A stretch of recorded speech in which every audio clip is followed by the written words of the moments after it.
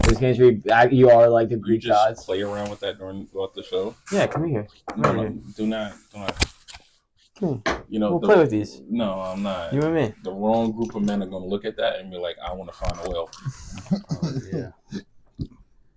I mean, we all know I'm the teen heartthrob. Grip. I'm the teen heartthrob of the show. We all know it. I'm sorry. Yeah, that champagne kicking your ass. No, it's kind of pedophilish for him to be like, I'm the teen heartthrob.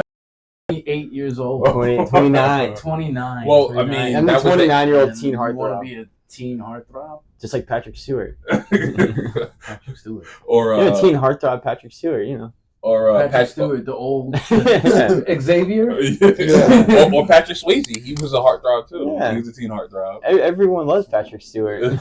all the girls rave for him. So, but it's not like, I don't know. Is that reverse pedo? It is. If a girl audience like an older actor or celebrity, Yeah. I don't think so. It is. No, it's, Cause they're just feigning over them. like Hugh Hefner was a pedophile.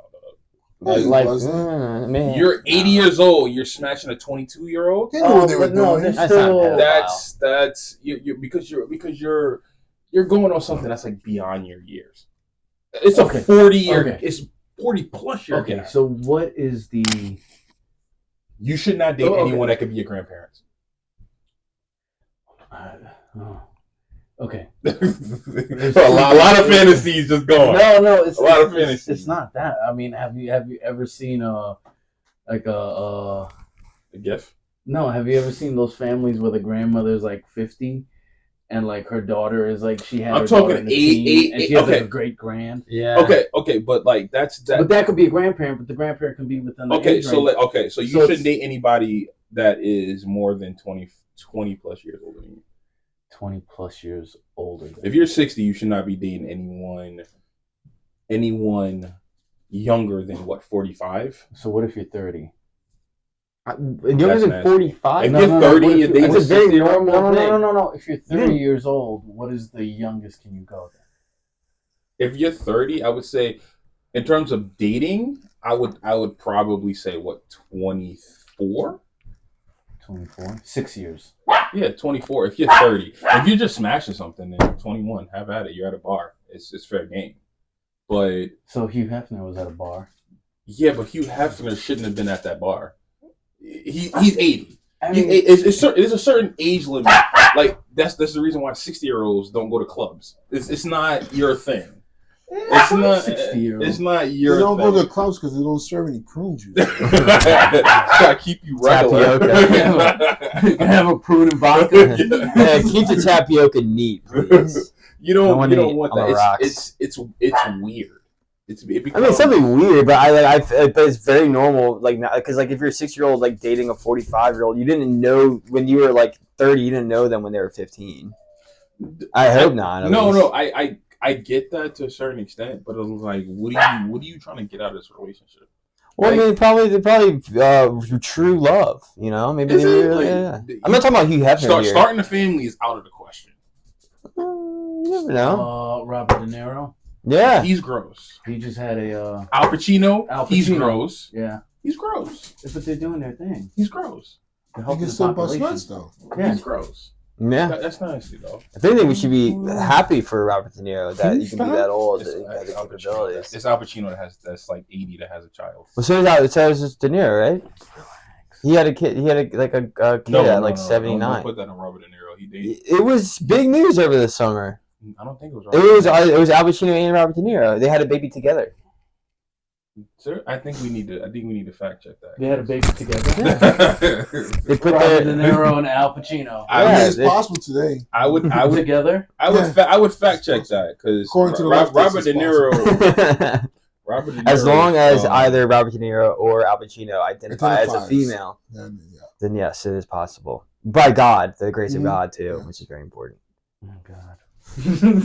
Oh God. Yo, Robert De Niro. Anything's possible. Robert De Niro got a taste. People forget that. You might be right because he divorced in 2018, but he got a taste for black women. So his wife is black. No, he's divorced. Divorced 2018. Grace Hightower, Diane Abbott. Oh, look at him! Yeah, look at him go. Oh, he got a. Yeah, that's a black woman, but she an ugly black woman though. Wow. She's still ugly. Wait, okay, hold on, wait. Let's pull this up. Yeah, I think all black What are you women looking are at? beautiful. Robert De Niro's That might wife? just be you. Who thinks that? I could show you some ugly ones. Lizzo. Wait, which one's his wife? No, Lizzo's beautiful. Lizzo's beautiful. And brave. She just her body's weird. She's built like the Wait, penguin. who's his wife?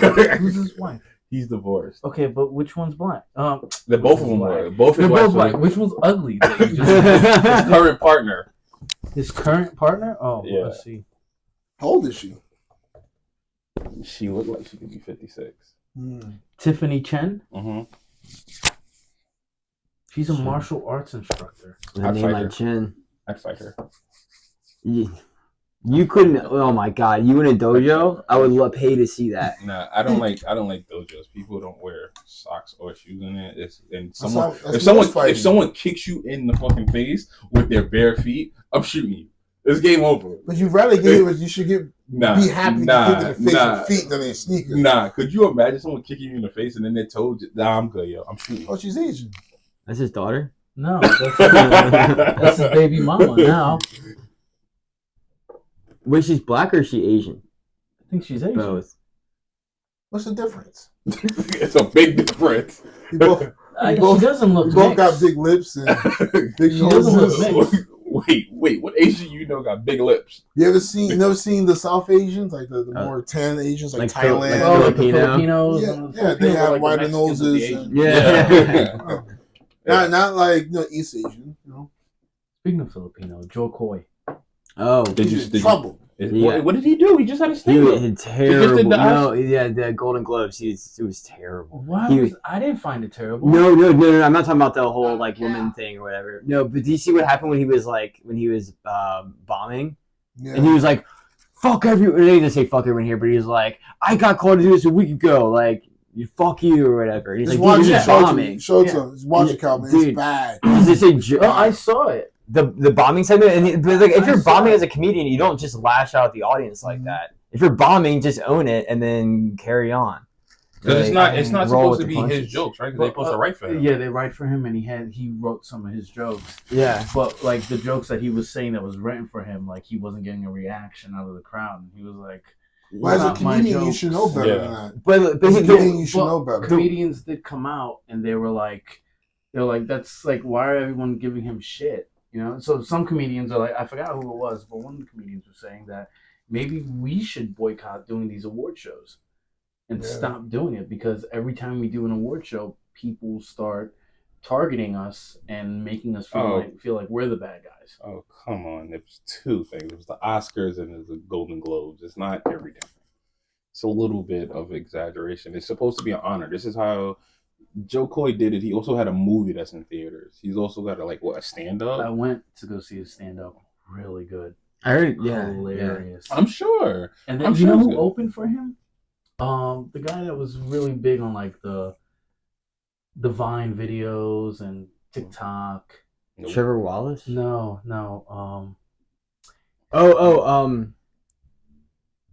The guy who does like all the piano stuff too. No, not him. Not Rudy.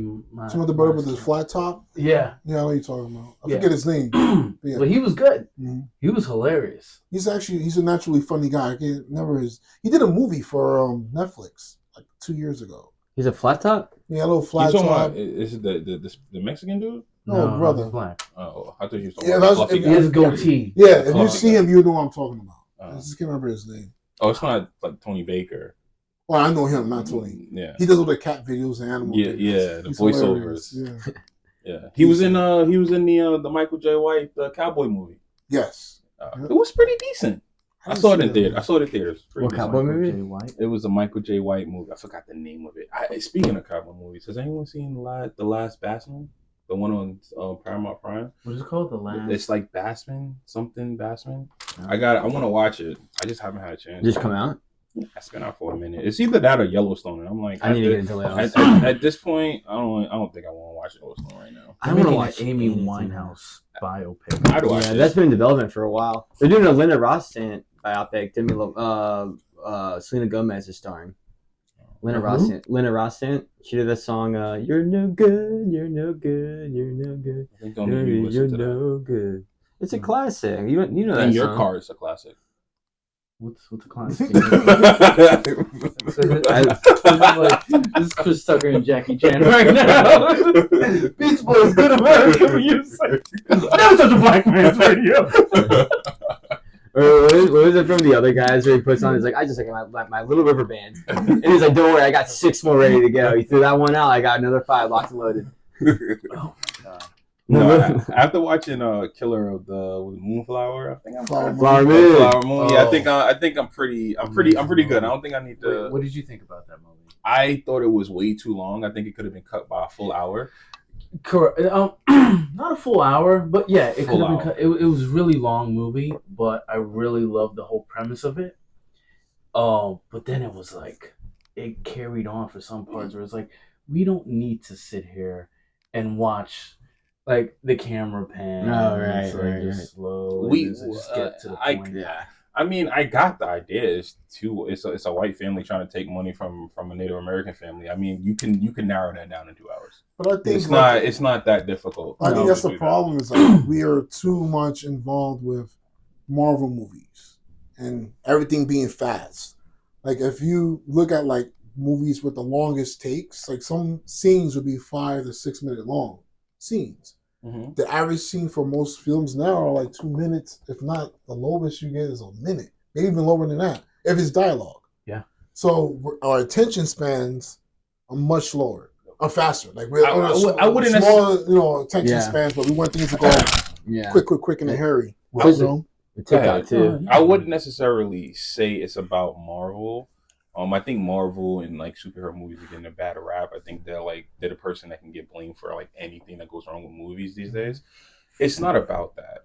It's what you're essentially talking about is watching a movie where we've already seen in the trailer what we know is about what's about to go down. How it goes down depends on how you want to shoot it and write it. And so there was a lot of times where I was watching and was like, we don't need all of this. We don't need all this. Let's get to the point, because there's times when you watch that movie and you're like, what am I watching this for? We already understand what the goal was. They didn't explain a lot of the stuff. Like spoiler alert for those who haven't seen it, like the part where he goes to the doctor to try to get medicine because she has diabetes, and like they switch it up with poison, but they don't tell him it's poison. No, they told him. But he did ask her. He did ask the doctor. He was like, "Will this help them?" And they were like, "Yeah, it'll kind of help her a little bit." And so he kept feeding it to her, and she was getting sick. No, he got the hint. He knew what he was doing. He got the hint. Yeah, and that's when De Niro went to him, and he was like, "Remember what we're doing here." And he was like, you remember like when he got it, he knew that little vial was nuts. But when they're like, add this to the insulin, and then he's like, and they're like, make sure it's just a little bit. And then like that's when he got the hint. He was like, oh shit. And that's when De Niro went to him. And throughout the whole thing of him getting with her, and then he did develop a relationship with her. He did fall in love with her, but then he also had the uncle that was the weirdest relationship I'd ever But I think seen. the thing is, to your point, back to the thing about the whole length of movies, you need those movies though. You need those movies, but not that movie. No, but I think because you gotta consider the fact that in most stories, your setups are most important thing to your payoffs always. Can I say one? But thing? if you have movies like dramas are notoriously the longest things you have. Like if you give me a fucking movie that's like 2 hours long as a comedy, I'm like, get the fuck out of here. Give me the jokes, get me out of here. Yeah. But with dramas, you know what you're in for. You're in for that. It's epic. It's long. It's going to change. Characterization. It's dialogue. Yeah. Children, infants, now, their brains are changing for the future, because when you look at, and they did this whole thing, Baby Bump, these new cartoon shows that they're bringing out for these kids, when they look at the videos and they watch how fast paced it is, and it's like moving this, and it's like quickly moving, and they're like, oh, my kid loves this. No. Your kid is sitting there trying to grasp what's happening. That's why they're like, mesmerized because there's so much color, and then it's moving at such a fast pace And it that changes their scene. minds are like, well, what's going on? And Mhm. it's not to the point like your kids is really loving it. It's like they're learning at that age. Their brains are sponges, so they're like trying to grasp it. But it's also changing us to the future where we're gonna want things now, Yeah. quick. Because look at TikToks, look at Instagram videos. It's like they 30 seconds, a minute.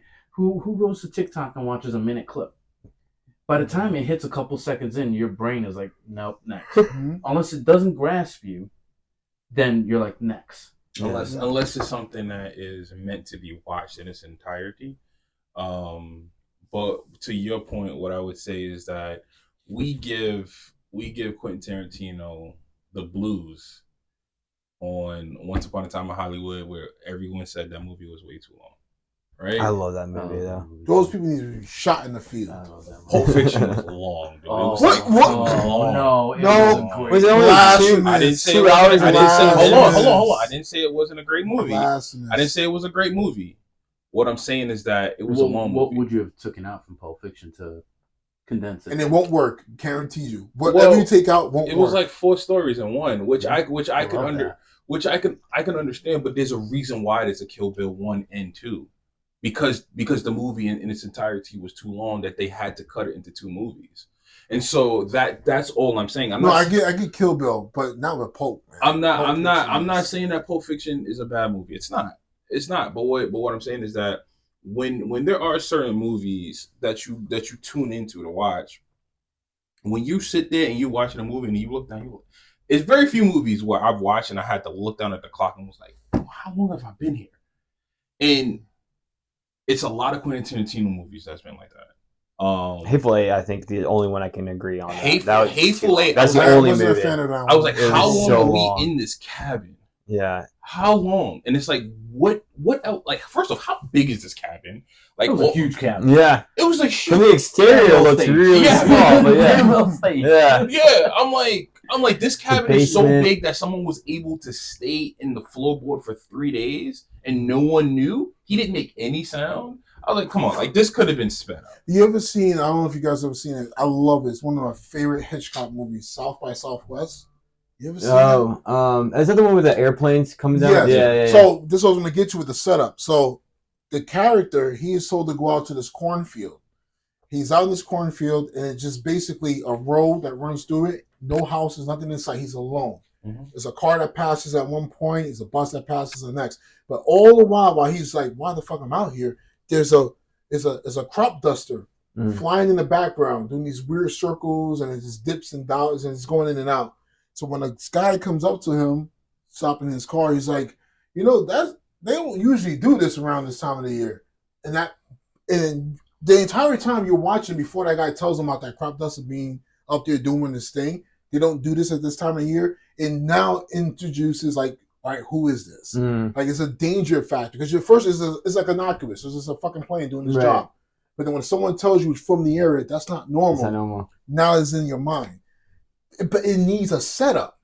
Right. Like nowadays, he probably, if they would shut that now, he'll walk out to the field in 4 seconds. Yeah. No setup. Where the fuck the plane coming from? And the guy might have a shotgun.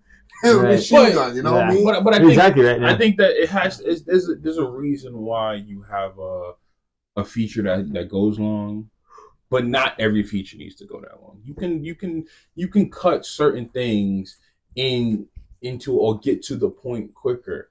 I feel like it's He's a troublemaker. See, you guys are director, producer mind. You're not an artist.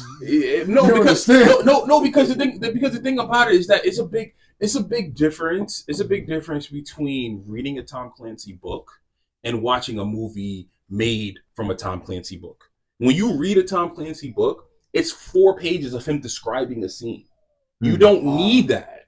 You generally don't need that. And that's why I can't read Tom Clancy books. I'm like, I like war and I like all these things, but like with him sitting there talking about... Yeah, but books have to set you up so you can create that imagination. But the thing about books is that you already have an imagination. So I don't need you to break down how many blades of grass you feel or anything like that. As long as you're sitting there saying that you're laying on the grass, like I'm in the moment already. But here's the thing though, right? You have a brain capacity of where it's like give me what I need to know, and I'll put the pieces together, and it'll be great, like, which you can comprehend. But there are some people where it's like, you gotta give them every single detail. No. I understand what you're saying. Yeah. Read an excerpt. Just read one chapter of any Tom Clancy book. It is overly detailed to the point where it's like, can someone die, please? Like, can we, like, where's the mission? What are we doing? Well, they're doing that so they can make like a certain page count, and then if they were to do that, then the book would be like 30 pages. No, I don't. I disagree with 120 that. pages. No, I disagree with that because I read the Alice Cross series. And that book is close to 300 pages. Oh, here's the thing, right? And now I'm understanding what you're saying is with books is now we're all, what are we, middle age? Mm-hmm. Right? Not him. Not, what are you, 34? no, 30. You're not middle age. 36. Yeah, you are. This is around the time people have like midlife crisis. I mean, yeah, which I would like to talk about midlife crisis. It's not as bad as people think it is. Okay, well, we are middle age. If it has positive motivation. No, because when you got to think about it, the human lifespan is about what, 80 something years old for women. So for women, okay, for men, we got 70. 70. Great, I'm middle aged. 45. If you're married, that's what you're 35 married. more years. If you're married, it's 50. Yeah, right. But because of our lifestyle, working and all this stuff, right? I can honestly say I don't read books. Mm-hmm. But you read books. I read about 4 books a year. 4 books a year. Kudos to you, because I wish I could probably read. Yeah, maybe 2. No, seriously, do you 2? Yeah, 2? Yeah, 1, but I usually stick with like the historical stuff. Oh, that's why I like that. Yeah. I don't. See, I don't like fiction. There's only one fiction book that I just recently read and liked, and that was like, Well, see, I do fine. it for multiple reasons. One, as an aspiring producer, I read books because a lot of books get made into movies. Yeah. So I try to figure out. What I does try this to look go like? after certain books that I'm like, okay, this is going to be. So right now, what I'm doing is that. So like Hulu has Black Cake, which it's a TV show based off of a book about a Caribbean family whose mom has died. I'm like, this is no spoilers because I haven't even watched it yet. I'm still reading the book. But you know the story if you read the book. No. This is the synopsis. It's funny you call it Black Cake and then you said it's the Caribbean family. Yeah. It's like for Christmas, my grandmother, that's what she makes, black cake. Black I just had black cake here. I thought when you said black cake, I was like clapping cheeks. I was thinking big booty. No. Black cake. Cake. Black cake is a cake that's been soaked in rum, like the fruits have been soaked in rum and stuff like that. So it's a TV show that's on Hulu, and it's based off of a book. And basically, it's about these siblings whose mother, who has passed, they go to the will reading, and while they're at the will reading, it does a bunch of flashbacks to like the mother's life and different things that got them to the point of her dying and the kids reading the will. And so before I watched the show, I was like, I want to read it. I did the same thing with Devil in a Blue Dress. I read the book. Denzel, right? That was Denzel. Yeah. I love that movie. It was a great book. And then what kind of sucks the is movie wasn't that good. The movie wasn't as good as the book, but the movie was still good. But the thing that I felt trapped with is once I start a book and I notice a series, now I gotta like try to finish the series. So I finished that book and I found out it was like 20 books in that series. Oh, really? So basically it's about, because I had no idea what it was about. It's generally about this man who used to work in a steel mill. He ends up getting fired. And then he goes to his bar that he goes to. The guy hires him to become a detective, and that's like the rest of the books. And so I think that there's a lot into it. I still want to get to the point where I can start making like writing stories for video games, but we don't even have a lot of video games that come with story. I always think you gotta play Cyberpunk. That's probably one of the best written stories ever. Always end up being the best stories. Video games? Yeah. The Last of Us? It's like, but you watch these video game stories and then you're like, why can't we have a movie like this? Right. So that's what I'm saying about Cyberpunk. You have to play that game. Like, I don't know if the guys are planning. I don't know if they planned it to be a video game. It could be a movie. What is it? It's called Cyberpunk. Cyberpunk It's the one that had- 2077. Oh, Cyberpunk. Yeah, The one that had a yeah, bunch of it's- glitches and nobody wanted to play it. But it's now the game Yeah. that's fucking flawless. But Yeah. it's like the story is amazing because it's literally a setup for a movie. Yeah. There's a race against Yeah. time the whole entire time. It's Yeah, like it's it's the really sci-fi well. thing that Yeah. gets me. I can't. I have a thing with sci-fi. It's very difficult for me to comprehend a lot of like I'm into fantasy. cyberpunk though. That's the only fantasy like science fiction that I like though, because like that Blade Runner kind of feels Yes. to it, like the neon, RoboCop, noir. yeah. Yeah, it's sick No. because you're kind of bringing the best elements into one.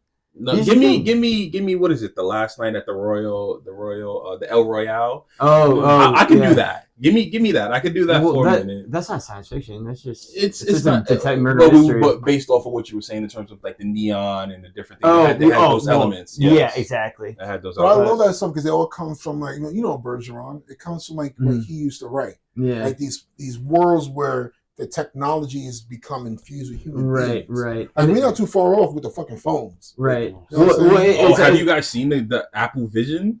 Mm-mm. Yeah. The $4,000 goggles that you don't even need a laptop or a hard drive. You put the goggles on, and it basically you just control everything. It's almost like Minority Report. Oh shit. It's super cool. But my thing with goggles is I have this fear that I don't know if I can ever get away from it. That I fear that like if I put on goggles and I can't see, that someone's gonna smack the daylights out of me while I'm wearing these goggles. And it's just I don't know what it is, but I always feel like that. Maybe because I would do it if I saw somebody wearing it.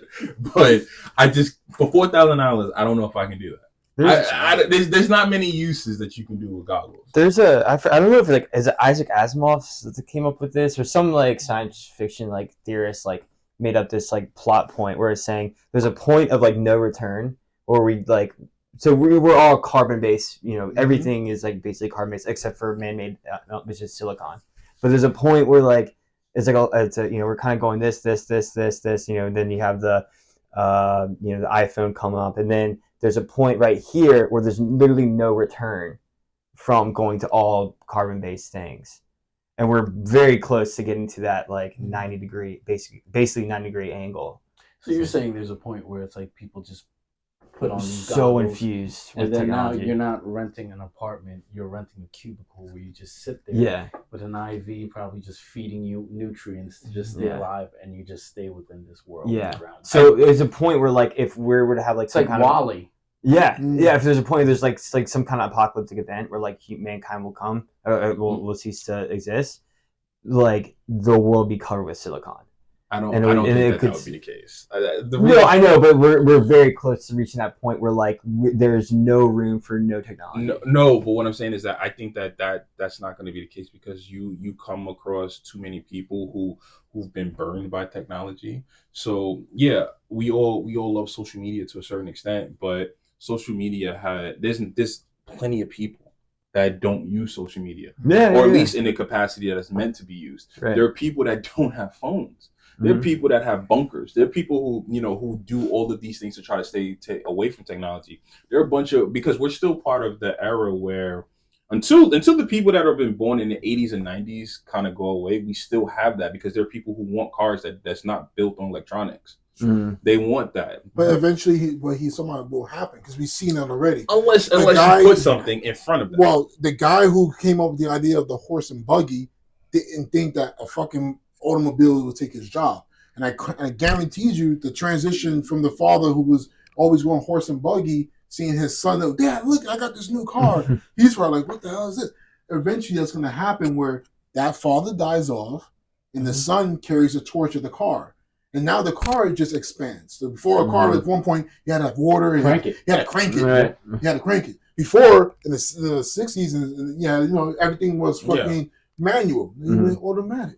Yeah. Before we had independent suspensions, every car was locked with the rear and the axles were locked. Now you got independent rear suspensions. So now the car rides along the edge. But you still have those like enthusiasts who enjoy these things, and as long as you have those, you're always going to be able to have it, because as long as there are millionaires and billionaires that care about things like stick shifts, because we're also talking about things from like the United States where it's like in Europe they drive stick shift. in the Caribbean, they draw stick shift. So it doesn't necessarily mean that it goes away. We are also looking at things from an American standpoint, as opposed to like looking at like other places. Like there's like when Cuba was able to open up and people were able to go there, they're like, yo, they're driving cars from like the 60s. Yeah. But that was there every day. Well, yeah, but I'm not saying like in the next 10 years is what happened, but what I'm saying is like we're very close to having to a point where it's like but once it happens, there's no return. But my thing is that I'm not I'm not so sure about that, because if you go to I forgot which Korea it is, they limit the amount of technology you have and internet that you have, and so but North Korea now, they're now learning that their population is declining. They don't have enough people now like there, because and you can't even leave North Korea. No, you have to sneak out of it. Yeah, and you might get shot, or you likely will get shot. You sneak out and they catch you, you're dead. Like you're done. But it's like with technology, like soon everything is soon to be obsolete and then growing. And then there are people like can be within the mind frame of like, I'm not leaning towards that because, history does repeat itself and I don't want to be a part of it. So I'm going to put my mind frame into this. But when that person's gone and they have like kin or kids and all this stuff, the kids are going to be like, ooh, what's that? Why didn't they? It's always the true story of when someone tells you can't do this, you cannot do this, you cannot go there. And then when they're not there, then you're like, I want to go there. I want to see what's going on. And then when you go there and then like you see and everyone's like enjoying it, then all of a sudden now you're absorbed into that community of doing those things. I mean, it's and like you said, it's not like within a 10-year thing. Yeah. But like we're moving so fast, the world itself. Because when you look at when from the first light bulb was invented to then the telephone to then the first airplane by the White brothers, the cars, it was a slow transition. But by the time it hit the 70s until now, we've been moving at a pace where we're too fast for ourselves.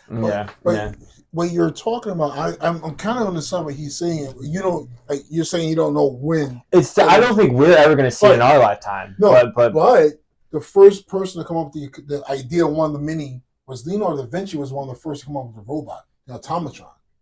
They didn't have the means to do it though. He created like a little contraption or something. But they didn't have the idea of the means. Nowadays we do.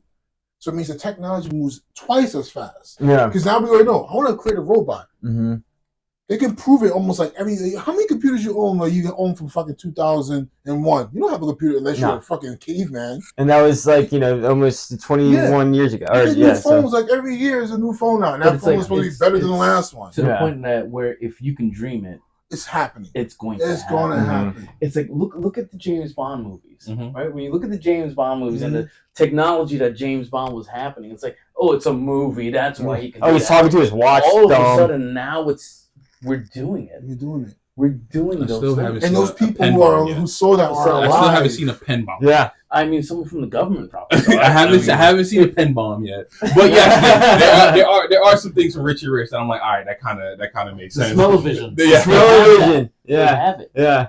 TSA has it. So it was a show on National Geographic where when people come in from the airports and they have this gun where they point it at something and it's gonna be like MDH. Yeah, it's just immediately because of the smell. It knows what drug it is. Yeah. And it's like, and it just points to it with like a laser. Yeah. And it can tell you what drug it is and all this stuff. And then they start ripping open the packages. They didn't do that for women. You point at the gun. How many body counts? Wow! I saw a TikTok the other day where it was like you walk around with your body counts on your forehead, and this girl has a 0. And she's like, yeah, I never really do anything. And then the guy, he was like, are you sure? And he slept with her. And then after they slept together, she ripped off the and it was like 3,400. He was like, no! Playing the game right. No, but I mean, so I forget what it's called, but it's a certain point that they like coined it. And it was a cool, I remember being like, it's a cool ass term, but it was like point of basically no return. And it was, I mean, I don't think, like I said, I don't think we'll ever see it, but it'd be really fucking fascinating what that would look like. We'll see it. You think so? We'll see it. Point of no return to go to everything. Like, but like the point of return is like the potential to never go back to all carbon based like caveman days, or even medieval days. I mean, technically, like everything will be like kind of we would still have we're silicon kind of there. You have a smart home, you have a smart car, you have a smartphone. But we're still not you don't conjoined even with have it to. yet. You don't even have to leave your house to go to work. We're still not conjoined with it yet. We're still not like married you to have silicon. I hate most of it, but it's. I agree. I hate my phone. I want to get a second phone. I want to get a second phone that's just for work, where it's just like no internet, none of those things where you can just like, because like it hurts sometimes. Yeah. Like the amount of like technology that hits you, and because you just like now they have before it was just iMask. Now it is an iMask that plays music. Then it's it's Bluetooth. What is it called? It's an iMask that you can sleep with. Oh yeah. That plays so you can put it covers your ear so you can. I think it's like an Iron Man mask. No, That'd be when kinda I heard sick. iMask, I was like, Apple made a new product. No. It's an iMask, but I'm thinking like, would it being like Bluetooth, like the fact that you're sleeping with something that's like Bluetooth capable on your head for 8 hours. Imagine that, right? You're sleeping and you set it up to hear like relaxing music, or like just like the raindrop hitting, but you're sleeping, and then all of a sudden, with that mask, it can feel your pulse, so it knows when you're fully in REM, right? And then when you hit REM, then all of a sudden the message come on. Whereas like it stops and it starts talking to you, programming you at that point where it's like you're going to go do this tomorrow, blah, blah, blah. And then like when it feels your heart rate start picking up, it stops, puts the music back on, and you're like, I'm not gonna. It puts mitosis where like if it triggers some kind of word or song, everyone just like attacks on it or whatever. Yeah, like Ben Stiller. I need one of those where it gives you motivation for work. You don't hate your job. You Yeah, like your job. you like your I job. like my job. You want to go to sleep to like CT Fletcher? You love paying your taxes. I love paying my taxes. Your taxes are good for the government. Yeah, and then we'll find a way for your significant other to hack into it. Like, you really love me that you're gonna buy me flowers in the morning. Go to the door with flowers. if it was Marcus, he would listen to Ronnie Coleman 24/7. I think that could be dangerous. Can you imagine that? It is a nice movie that could turn into like you become a fucking assassin without knowing you're an assassin. Right. It's essentially Salt. Salt did that? It's essentially Super Spies. Right? Yeah, Super Spy. It's Super Spies. It's essentially the same thing. Dude, I hate to talk about Marvel, but that's what the only character I really like in Marvel right now is that Winter Soldier guy who was like a sleeper agent. Sebastian? Yeah, Sebastian Stan. He's a phenomenal actor too. Yeah. Like, Tanya, he was great. I mean, he played an asshole, but he was terrific in that. And then what's the bad thing about Marvel movies? They're kind of falling on me. I think. Well, I think that it get like. But I think it's a good escape. It's the biggest right now thing they're to point slacking. at. Right it's now, the biggest thing to point at in a room where you can sit there and say, "Well, things aren't good, so let's blame Marvel." Yeah. Marvel has employed more people than any movie that we could name to date. I'm one of them. And so, and not just like one or two jobs, hundreds of jobs, and not just for like 2 months or something like that. There's people who've been able to work on Netflix for like 5 straight years. I also think they kind of ruined the industry in terms of. I don't think so. Yes, because everything is intellectual properties now. That's why A24 is probably one of the best fucking movie producing studios out there. Just because they taking shots at things that no one ever heard of, brand spanking new, very original, and they do a very good job of getting it out there. Yeah. That's why I like Lionsgate. You know, Lionsgate too. Yes. Lionsgate was back in the early 2000s. Lionsgate couldn't be beat. They did everything. Yeah. Well, they did all Stallone movies. Yeah, and they took all the shots on everything. I was like, you know what, we're gonna do this movie. But I don't know if we could sit there and say it's just because Disney is just one studio, and obviously DC is another studio. But they set the tone. You know, Hollywood is about the tone for action movies. Hollywood is about trends. No, for sure. But they're about trends. But there hasn't been a Marvel movie that's been nominated for an Oscar.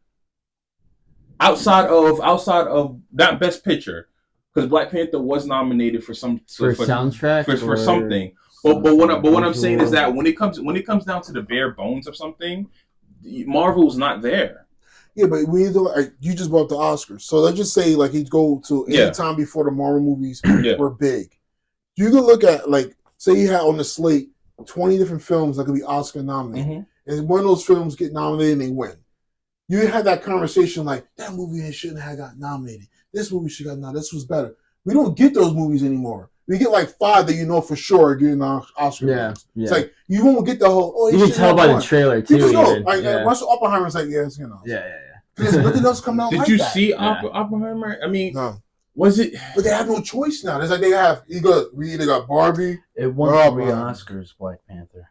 Really? Yeah, but it wasn't for based off of the movie, right? It was like music. It was like sound.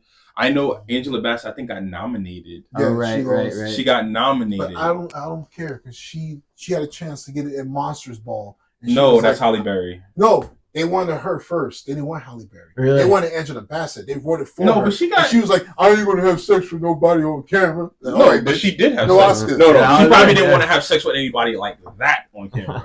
Because she had she had sex with Lawrence Fishburne in What's Love Got to Do with It. Sometimes essentially it was a rape scene. Yeah, and she didn't win. She got nominated, but she got nominated for it at that time, but. She ended up getting the honorary Oscar. She should have took that Billy Bob.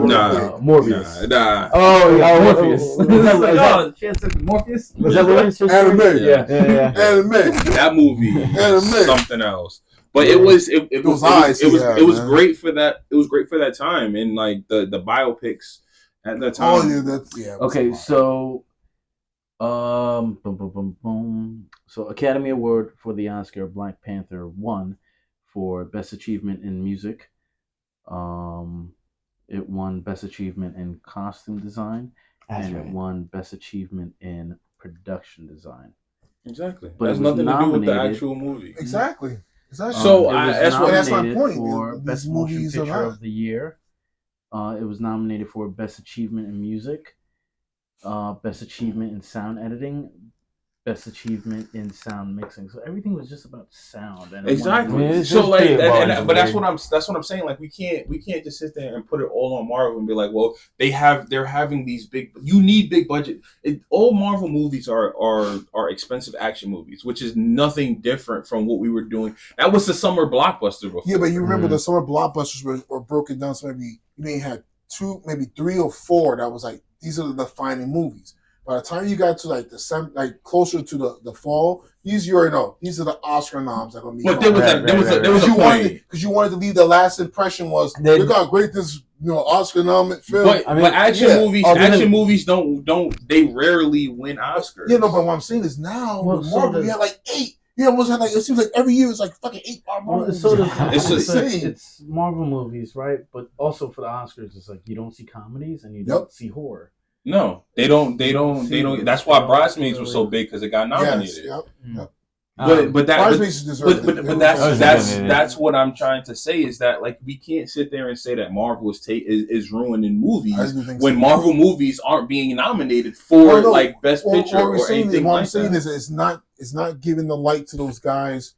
Without A24, you wouldn't see these movies. If they all had a plea towards those big budget studios, you wouldn't get original movies. It's basically what they're looking at is the money. Yeah. So it's like because they're bringing in the money now, all these other productions like how can we be like Marvel and make movies like that? Now kicking off, the other people that really want to make good content. But but Marvel is also an art within itself. Because Netflix has been trying to make good action movies for years, and they have not been successful. Look at John Wick. John Wick is great. I love John Wick. Yeah. But look at Six Underground. But terrible. 600. That's not that bad. Remember, that was the movie that you and I was sitting there watching, and you could see the green screen in the back as they're racing, and there's a scene where the window is off, and then it's back on. Yeah, I remember. I was like, what the? I stopped it to rewind it and look back at it, and be like, you could see the blue screen. He's not there. You could see the blue terrible. Was that Ryan Reynolds and yes, yeah, and Franco. Loved it. People still love it. Because we're in the industry. We've all built a third eye where we can watch it because we know what it takes to make that, and then we can catch those mistakes. but your regular viewer is just there to escape within the world. Yeah. And it's like, And they don't want to be annoyed. whatever. They don't want to be annoyed with us being like, what about that? And they're like, can I just watch the damn movie? Yeah, because when I saw Yeah, that can I eat my car with the popcorn? side view mirror knocked off, and then it cuts back, and the side view mirror is brand Back new on. on it, it's like, It was a little frustrating. No, it's that OCD in there. You know? But that happened in Inglourious Bastards, where you're sitting there, you're watching. It's towards the end of the movie. It's where Brad Pitt has is one scene where he has the tie, and the next scene his tie isn't there. The next scene you see the tie. That was bizarre because I know I feel like Quentin Tarantino is a kind of an anal retentive kind of director, so I was surprised. His editor. Yeah. Talk about Brad Pitt. Let's go to Ocean's 11 when Brad Pitt was eating. Oh my gosh, it was salsa, then it became a fucking martini. Shrimp on it. I think that was a joke, though. I think they meant to do that. I don't know. No. Because that was a lot. That was a prop issue. That was definitely a prop issue. I thought that was a joke. I thought it was just a little continuity. I the don't think that script supervisor. because Ocean's 11 isn't like those movies are good and they're dramas and they're heist movies, but they also the great thing about it, they don't take themselves too seriously either. They're comedies, though. Yeah, so I think that was supposed to be a joke. That prop thing was supposed to be a joke. No. I think based off of the talent that they had, it was meant to be a feel-good comedy heist movie, but you still have to respect the people that are in that room that's on camera. Yeah, but like you still have to do your job. But I thought they were doing like little inside jokes or like George Clooney like secretly likes Oprah, and there's that scene when he comes in and he's like, "Are you crying?" And he's like, "Yeah, I'm just." Yeah, but that's Oprah. different to the continuity of him. Yeah, but if it was a thing, they would do it more than once. It wouldn't every scene Brad Pitt's eating because they're making fun of how often he get high and get the munchies. In every movie that he's always eating. You know what's speaking of another Brad Pitt movie, what was the one where he was Achilles? Troy.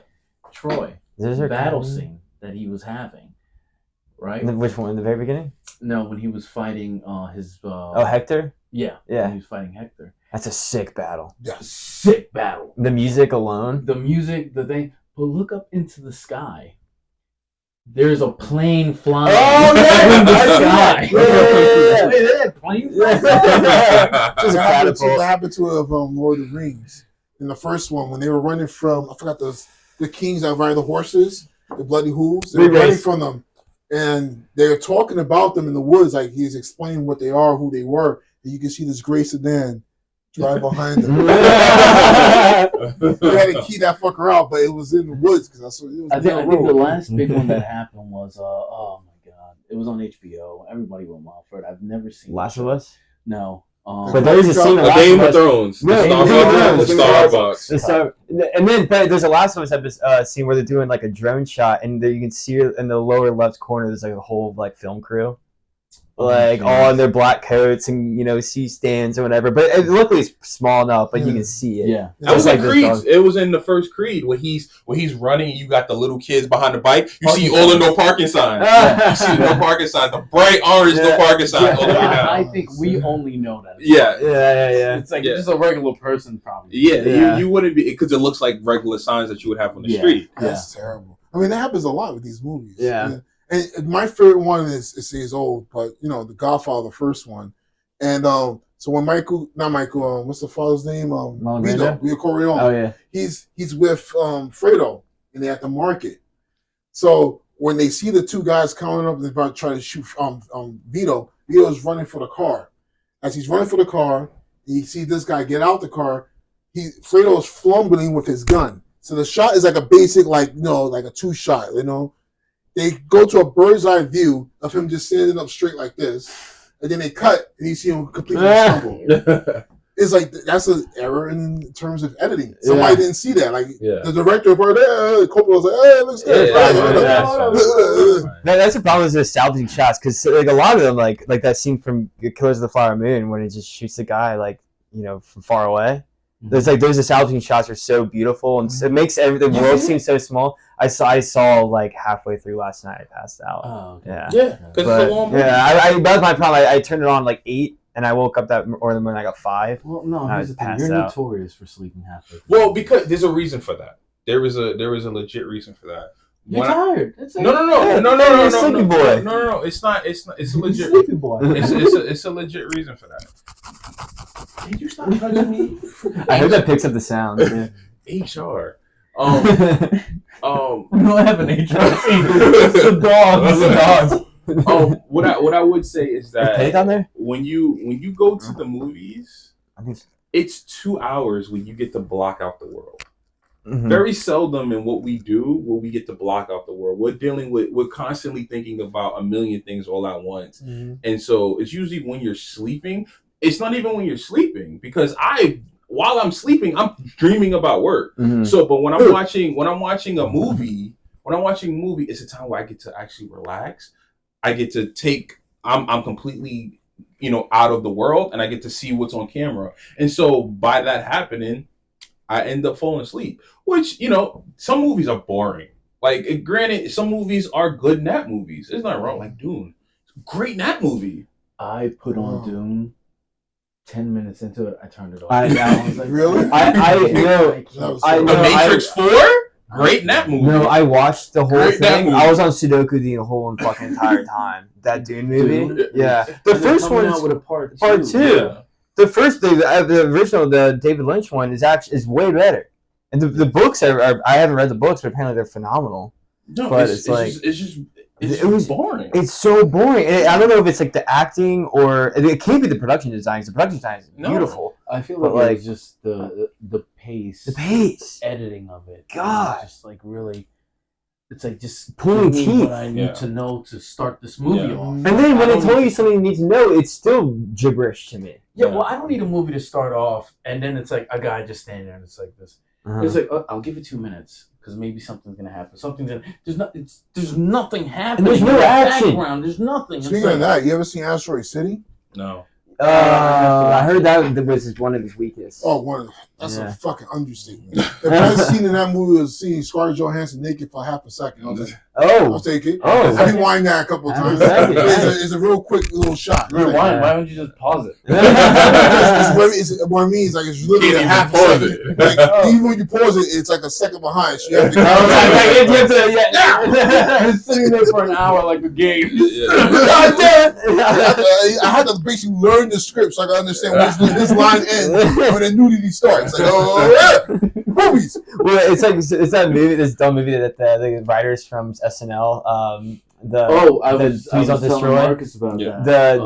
The Foggy Mountain, Treasure of Foggy Mountain. Mountain. It's just one of those hilarious movies. Simple movie. Funny, perfectly done. It was just one. I told Marcus, I was like, if I had a chance to write a movie like that, I close my eyes and write it. It's hilarious. It's so simple. But what I love is just the little gimmicks that how the sense of reality for them is their complete denial, which I love those kind of movies. But the scene when he's putting on the computer and it has all those threads up, and he's like, how many fucking just delete them all? It's like, you have 40 scenes of Jennifer's body. You can just rent the movie at that point. So he's like, to continue the movie. No, the best one was when the hawk came down. I was like just standing there looking at him. Why are they looking at him? Why is it looking at him? And they start walking and the hawk started walking behind them. And then he turns around and side eye. He's like, is he giving a sass? It's like, Miguel the Rock. When they flew off and his dick just came out. And he's like, oh, my dick. Just flapping. Yeah, and then they get on the rock to get away from the hawk, and it's like, does the hawk know it can fly? He's just staring at him like, I'll get you. But it's just such. It's one of those movies that was like, turn your brain off, sit down, watch it, relax, have a fun trip. Exactly. From start to finish. Yeah. Conan O'Brien's great too. Yeah, Conan O'Brien was amazing. There's another thing that I've recently come across that has put me to sleep. I'm big on action. Now, it's from the same actor who did Raid Redemption. He's done a bunch of other movies, and there was one movie that he put out. Amazing. I believe that's what it may not be his name. I don't remember his name. Watch that. But Redemption. Great movie. So basically, the movie is about it's an Indonesian actor. So basically, it's about the SWAT team that's going after this drug kingpin who's on the top floor of this like a tenement, and each floor that they go up, they battle a different version of his henchmen. The fights, the choreography is amazing. I'm gonna cut you off, and then who stole it? Judge Dredd. Yeah. When they remade Judge Dredd movie, it was basically there's actually a little history behind that. No. I was gonna say the same. I thought the exact same thing. Mm-hmm. So the Raid Redemption was filmed a year before that movie was actually being filmed. The Dread one. The Dread one was already being written while this one was already done and about to come over to America. So when they released with Raid first, Dread second. When in fact the Dread was already going through their production once the other one was finished. They didn't rip it off. It was a weird timing between them. Yeah, I mean, it very happened. odd time. It's like while this was being filmed, we was already writing hours and getting ready to go into production, which was Dread. Yeah, right. And Raid Redemption was just one of those films that just was made, before that. It happened because when I went to go see what movie did I go see yesterday? Oh, Beekeeper. The trailers, I forgot the name of the actual Jason movie. Statham? Yeah. Like, I thought it was just Transporter 3. It was pretty decent. But one of the trailers, I forgot the name of the actual movie. They're basically what it's about is this guy wants to get fired. So he ends up he's a TV writer or movie writer, so he ends up writing this movie that ends up it's like being the worst movie that he thinks is going to be the worst movie of all time because it's like supposed to be like super black. Mm-hmm. Yeah, I'll take one. It's Zoa. I don't know what that is. Oh, it's really good. White peach, tropical punch, white peach. What do you want, Will? You want white peach? I'll take white peach. So basically, unless do you want white peach? I'll take. It's with Jeffrey Wright. Arm wrestle I'm gonna go see it. Let's arm wrestle. I'll take whatever. No, let's arm wrestle. Let's arm wrestle. I'm not touching you, Will. Why don't you want to touch me? So for the take. Jeffrey Wright, he's a movie he's an actor and he wants to go up for this part, but they're saying that like he's not black enough. And so he ends up writing the script and it's like super black. What's the movie? I saw the trailer. I don't remember the name of it. I'm sorry. It was a trailer that I saw yesterday. I don't remember the name of it, but it reminded me of Bamboozle. You ever seen the producers? So producers started that before both those movies. That was with Mel Brooks, where they have one of the worst scripts ever written for a play by a Nazi. Right. It's called Springtime for Hitler. Yeah, the song is catchy as fuck. Oh, you should put that on. It's probably one of the most catchy songs. What's it called? Springtime for Hitler. And it was just like that. They was hoping because it was going to be a bomb. They hope that it's going to be so terrible. They're going to get all the money they need to make from the show and just get out of it. Turn out to be a fucking hit. And then you get stuck with it. That's the thing that I kind of feel like affects like when they talk about comedians. Old school. Yeah. Right? Yeah. Not the Nathan Lane, even though he's excellent too. Was Will Ferrell in the new? That was a new one. Will Ferrell played the Nazi who wrote the script. And then it was Nathan Lane and Matthew Broderick. Matthew Broderick plays the producers. Yeah. But the original one, I forgot the guy, but Gene Wilder was in the original. Gene Wilder. He was the accountant, and I forgot the actor's name. Are we doing this? Springtime for Hitler? Oh, don't look at my tabs. I was actually looking up like how much a Ferrari to buy one. Yeah. Oh, it was like he's looking for boobs. No. Butts. I'm mad you looked up your own address. Yeah, your own address. Where do I live again? Oh my gosh. We looked around and then we found a land for you and me. And now it's springtime for Hitler and Germany. That one? The Viking? Oh wow. Yeah. And gay. Ooh. Nah, I go close up, but she got a nice body though. You know your microphones are picking this up. Communism is good. Communism is great. Don't be tired. How is this catchy? I thought it was gonna be like a Grease song or something like this. It's not even it's not catchy at all. Just you hear these two right now. Listen to the music, they're like, We're doing the same thing. No, but it picks up. But the thing is that this movie, they did a remake of it. But this is actually a certain version because the original they have all the fucking swastikas. Oh yeah. Single swastikas. I was born in Dusseldorf, and that is why they call me Rolf. That's you, Will. Bruna. Don't be stupid, be a smarty. Come and join the Nazi party. That was the most Italian accent I've ever heard in my life. It's like having an all-black audience with the KKK. Or just Hitler. Or the Nazis. They didn't like black people either. The gypsies, Jews, gays, black people. So now they thinking that this is gonna bomb. They get the money because the guy Max is the character. He's basically in debt, so he feels like they get the little money investment, and then people are gonna hate the show. Yeah, turns out to be a hit. And now they have to get out. Is it Gene Wilder? Yeah. She's so good in this. Dude, Young Frankenstein is one of my all-time favorite. Oh my god! Did you guys see Wonka? No, I did. did. It was good. It was good. I saw Wonka. I'm gonna tell you right now. I will second that. I put it on for the kids. The kids walked away, and I sat there like a little boy. The music was catchy. The storyline. It was the graphic design, special effects. Did Hugh Grant look good as an Oompa Loompa? He was Also barely really in the good. movie. Oh, Barely in the good. movie. So it wasn't what people were thinking how the Oompa Loompas are. Yeah. It's like it wasn't like 50 Hugh Grants were there. Right. No, he's one Oompa Loompa. Oompa Loompas are just like a type of people within an island. It looks like it's the same world as like the Gene based off of Wilder. the book, but we won't get into that one. That one's the book. You didn't know based off of the original Willy Wonka. Ronald Dahl, and then but then the second movie, the second book, the window elevator so basically it's like after Charlie gets like the ownership of Willy Wonka Land or whatever, they like do this whole tour in his elevator that can just basically defies laws of gravity. They go to like at the end of the movie.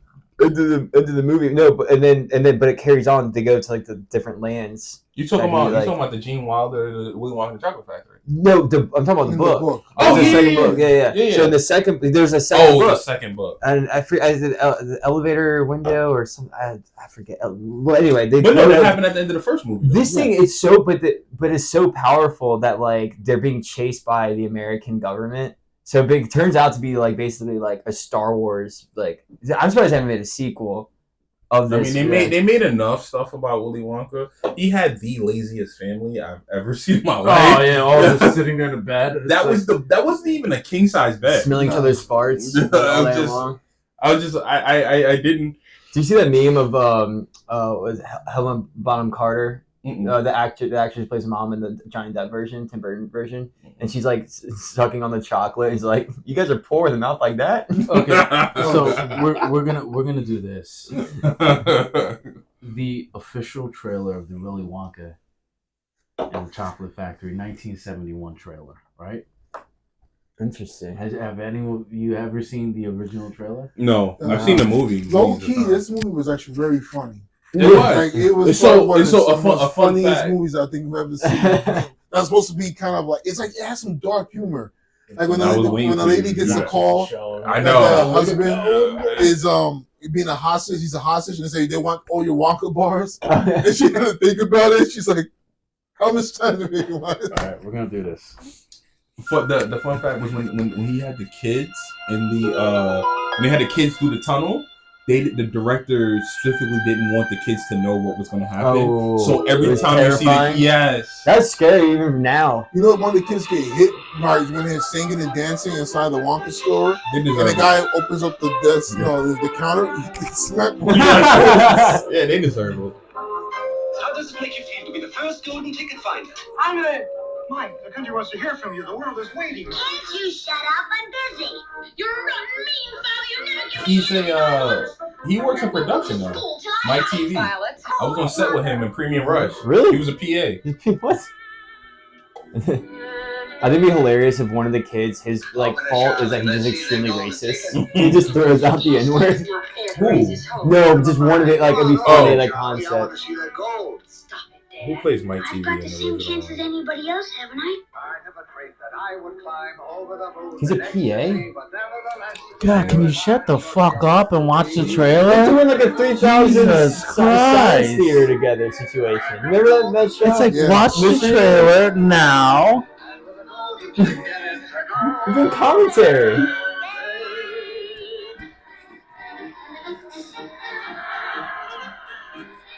If this was made today, Baruch would be a fucking Instagram I'm so glad you could come. This is going to be such an But exciting it's like day. the trailer has the name of the actor in it. Yeah, right. So he's just cute. Little surprises around every corner, but nothing dangerous. Don't be alarmed. That's the tunnel you're talking about. Yeah. They didn't know about it. Nancy did a cover of this. Direction we are going.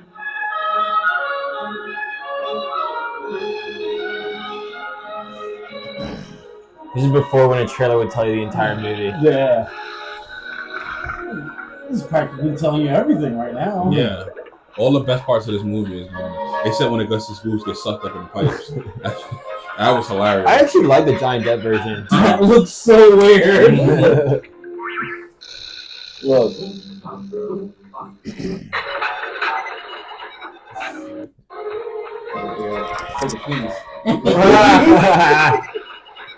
The face though, he's excited. He's aroused. Look, it's a dick.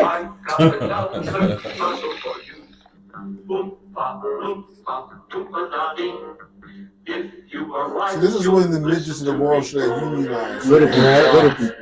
I said midgets. That's what I was gonna say. And I appreciate if you stay off about that.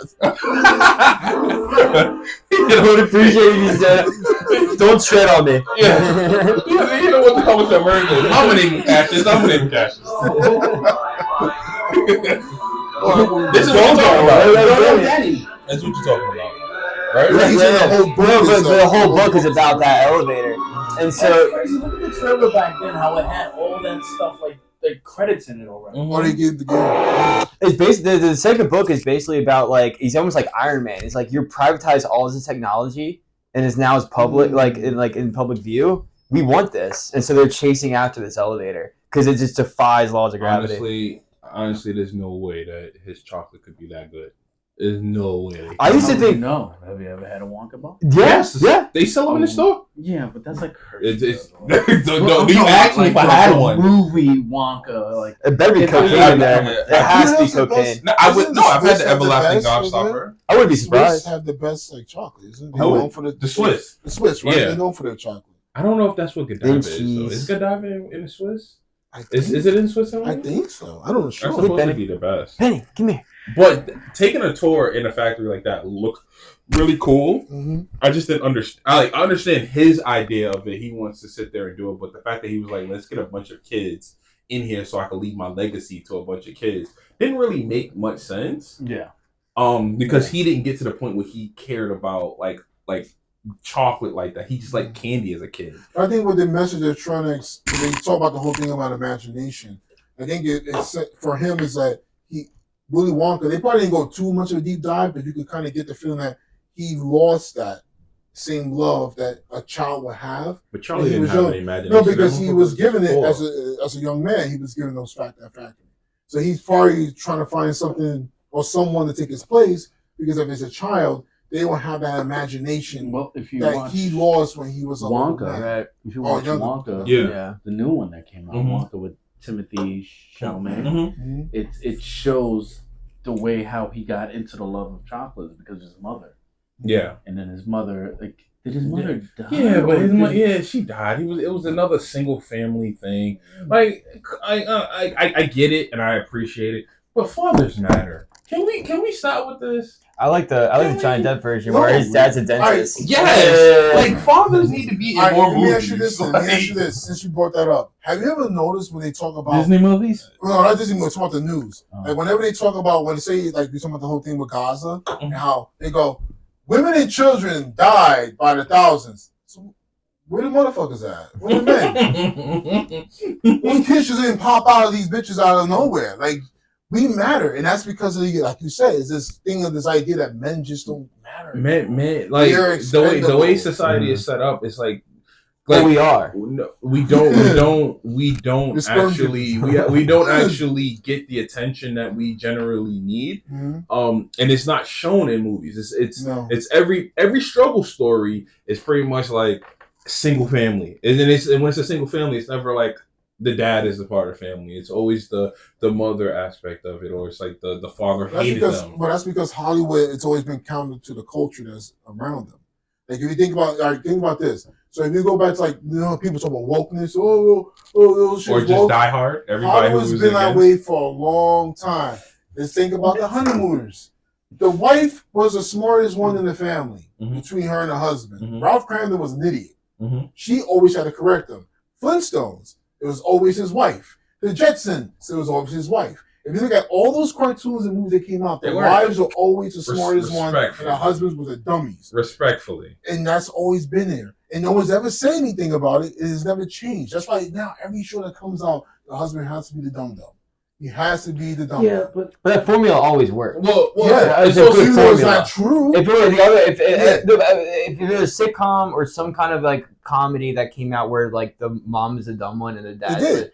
Yeah, I love Lucy. I love Lucy. Okay, yeah, actually, you're right. Yeah. But that was like the one. That's like the one. And Married with But Children. because she could pull off the comedic action. Peggy wasn't the smart one. Yeah, but Peggy and Al both had their negatives to them. Yeah. They were so weird and to the point where like they complemented each other. They were both. Yeah. But I would say that Al will always get himself in more trouble because of himself, not Peggy. Yeah. Like he was a dummy. No, well, in many cases. She would spend all of his hard-earned money on things that she wanted, not even for the family. So it's like I think that when we even think about those things, we don't take into account that stupid people don't have jobs, really. When you look at it like that, you have to be able to work within some form. To drive a bus, you gotta be some kind of smart. He was never underestimate the stupid. Because the thing I'm an idiot. Because the thing about honeymooners was that I was just saying, he was trying to get his family to a point where they could have a better lifestyle. Yeah. He's not stupid. He was just trying to make his family better, But it looks as though like he's stupid because he kept failing. But the thing about it is that that's what inventors do. They fail. That's what entrepreneurs do. Okay, they fail. But to your point, they skewed it by making it seem like the husband has to be an idiot. Yeah, that's what they. But he wasn't. He was just trying to better his family. While his wife, every time he would come home and he would say he had an idea, she would look at him like he was a complete idiot. Where is the support in that?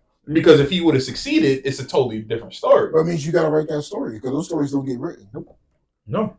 Talk about Married with Children. Remember Bud? Yeah. You knew Bud was a rapper? No.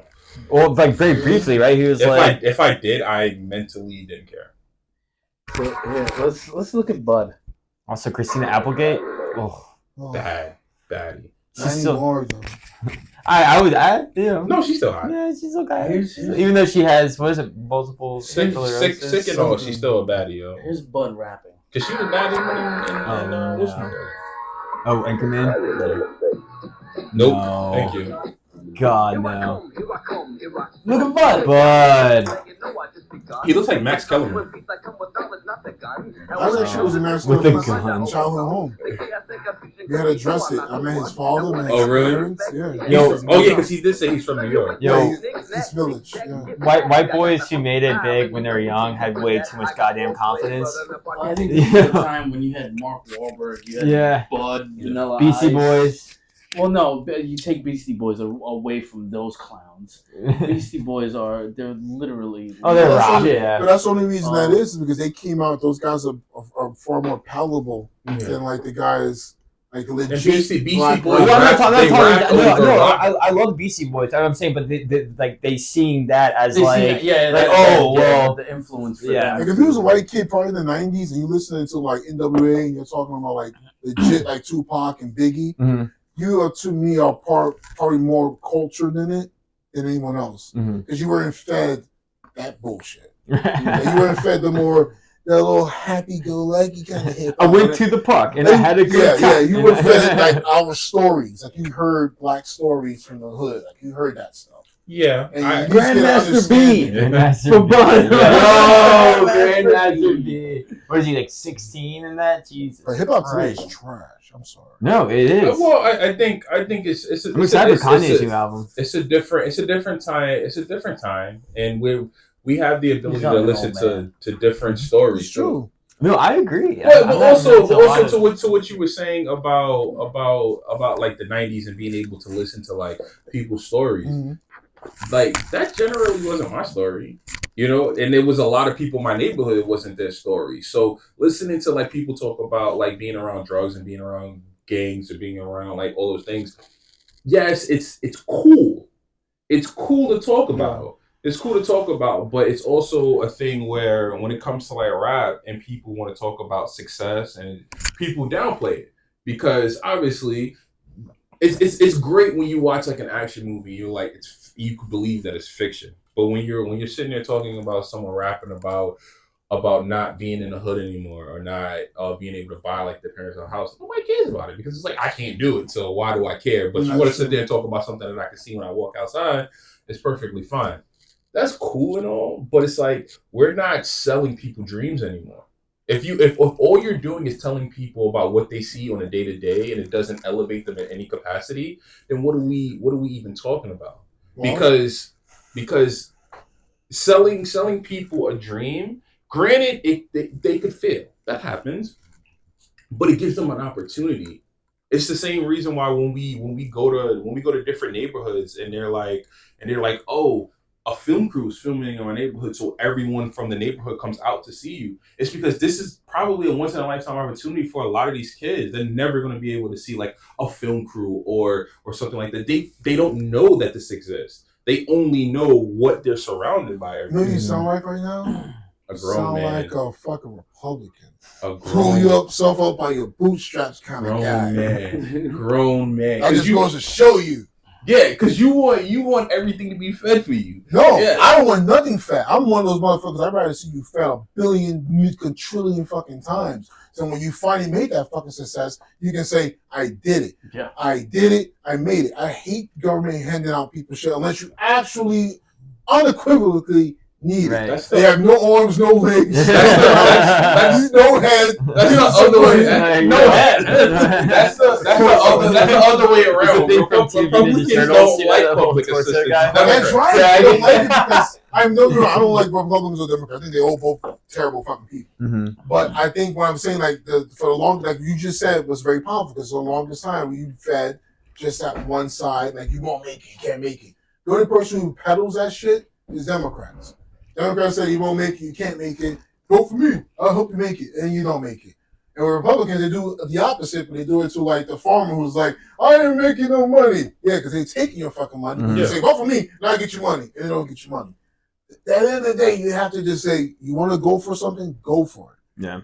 Fuck this whole thing about because you're gonna fail. Like I see these dumb kids about they want socialism. Read a book. Read a fucking book. Well, that's also it's failed every time. We don't have. Yeah. That's also because it's like they're being failed because they're not being introduced to options. If you don't know that there are options out there, they know there's options. Nah, you don't. They know you don't. Because you know why? You know I know his options. You don't. No, I know his options because when you talk about like kids in the black community who are poor, they never say, "Man, I just want the government." No, they want to get a job and they want to make money. That's why they do whatever they can to get the hell out. Mm-hmm. The kids who peddle this fucking shit, sorry to say this, Will, they look like Will. They come from, not saying Will does, but the ones who do, look, they have nice houses, they come from rich families, and they go to a fucking Starbucks in the city and see a homeless black guy like, man, I had it too easy. I want to give my money to them. Socialism. They go to fucking college, take some fucking critical theory class that tells them, oh, you had it too easy. You should want socialism. And this is coming from a fucking professor who was a fucking hipster in the 60s who's making bank off his fucking tenure right now. Right. Teaching at one of the most prestigious colleges in the goddamn country. No, you're exactly right. Those are the kids who want it. I don't know one black kid who said, I want socialism. No, we want capitalism. We want money. You don't want capitalism. It just makes you get a heart attack. You don't want capitalism. So, dude, you don't want capitalism because that's what you have now. No, you don't want. Because you know what capitalism is supply and demand. It's Thanksgiving. Let's raise the price of turkeys. You don't want that in the hood. You don't want that. I'm sorry. That's how supply and demand works. But No, there's a lot more free turkey giveaways. Yes, but what I'm saying is that you generally don't want capitalism because capitalism doesn't equal a fair playing ground for those people who need it. And so for people who need that extra boost, it's an unfair advantage for people who generally have to feed a family off of minimum wage versus the people who don't have to deal with that. So by these way these kids think, I mean, take basketball for instance. LeBron James is 6'9". Mm-hmm. What's the average regulation for a hoop? 10 feet. 10 feet. Yeah. So now we gotta lower it. No. We gotta lower it. No. We gotta lower it about 4 feet so that everybody can lay up. And everyone can go.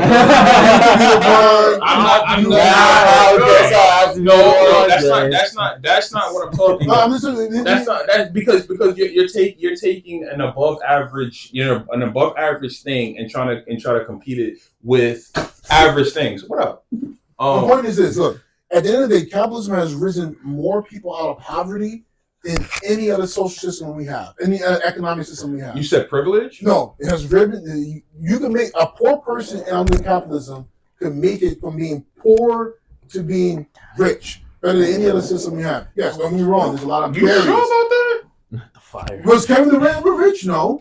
Was a lot of these hip hop artists rich? No. Were the guys who basically who built businesses out of nothing? They weren't rich when you start out. So you're saying that somebody? How much money you can say you make on average a year? We're not talking about that. No. What I'm saying is that no. Let me ask you. You can't do that under socialism. No. Let me. So you're saying that if someone is poor, their advantage to try to get rich is a lot higher. You're saying that is a lot higher. You have a better shot at raising yourself out of poverty under this current system than you doing about socialism or cap or no. Because based off of what I heard you say was that if you're poor, you have your struggle is a little bit much better for you to be able to get to being rich. Now, if I am middle class or rich and I have options already. You mean to tell me that someone who already has options already doesn't have the opportunity to stay rich? That doesn't sound like it makes sense to me, at least. So this is my problem with people who have this thing against capitalism. This is the issue I have.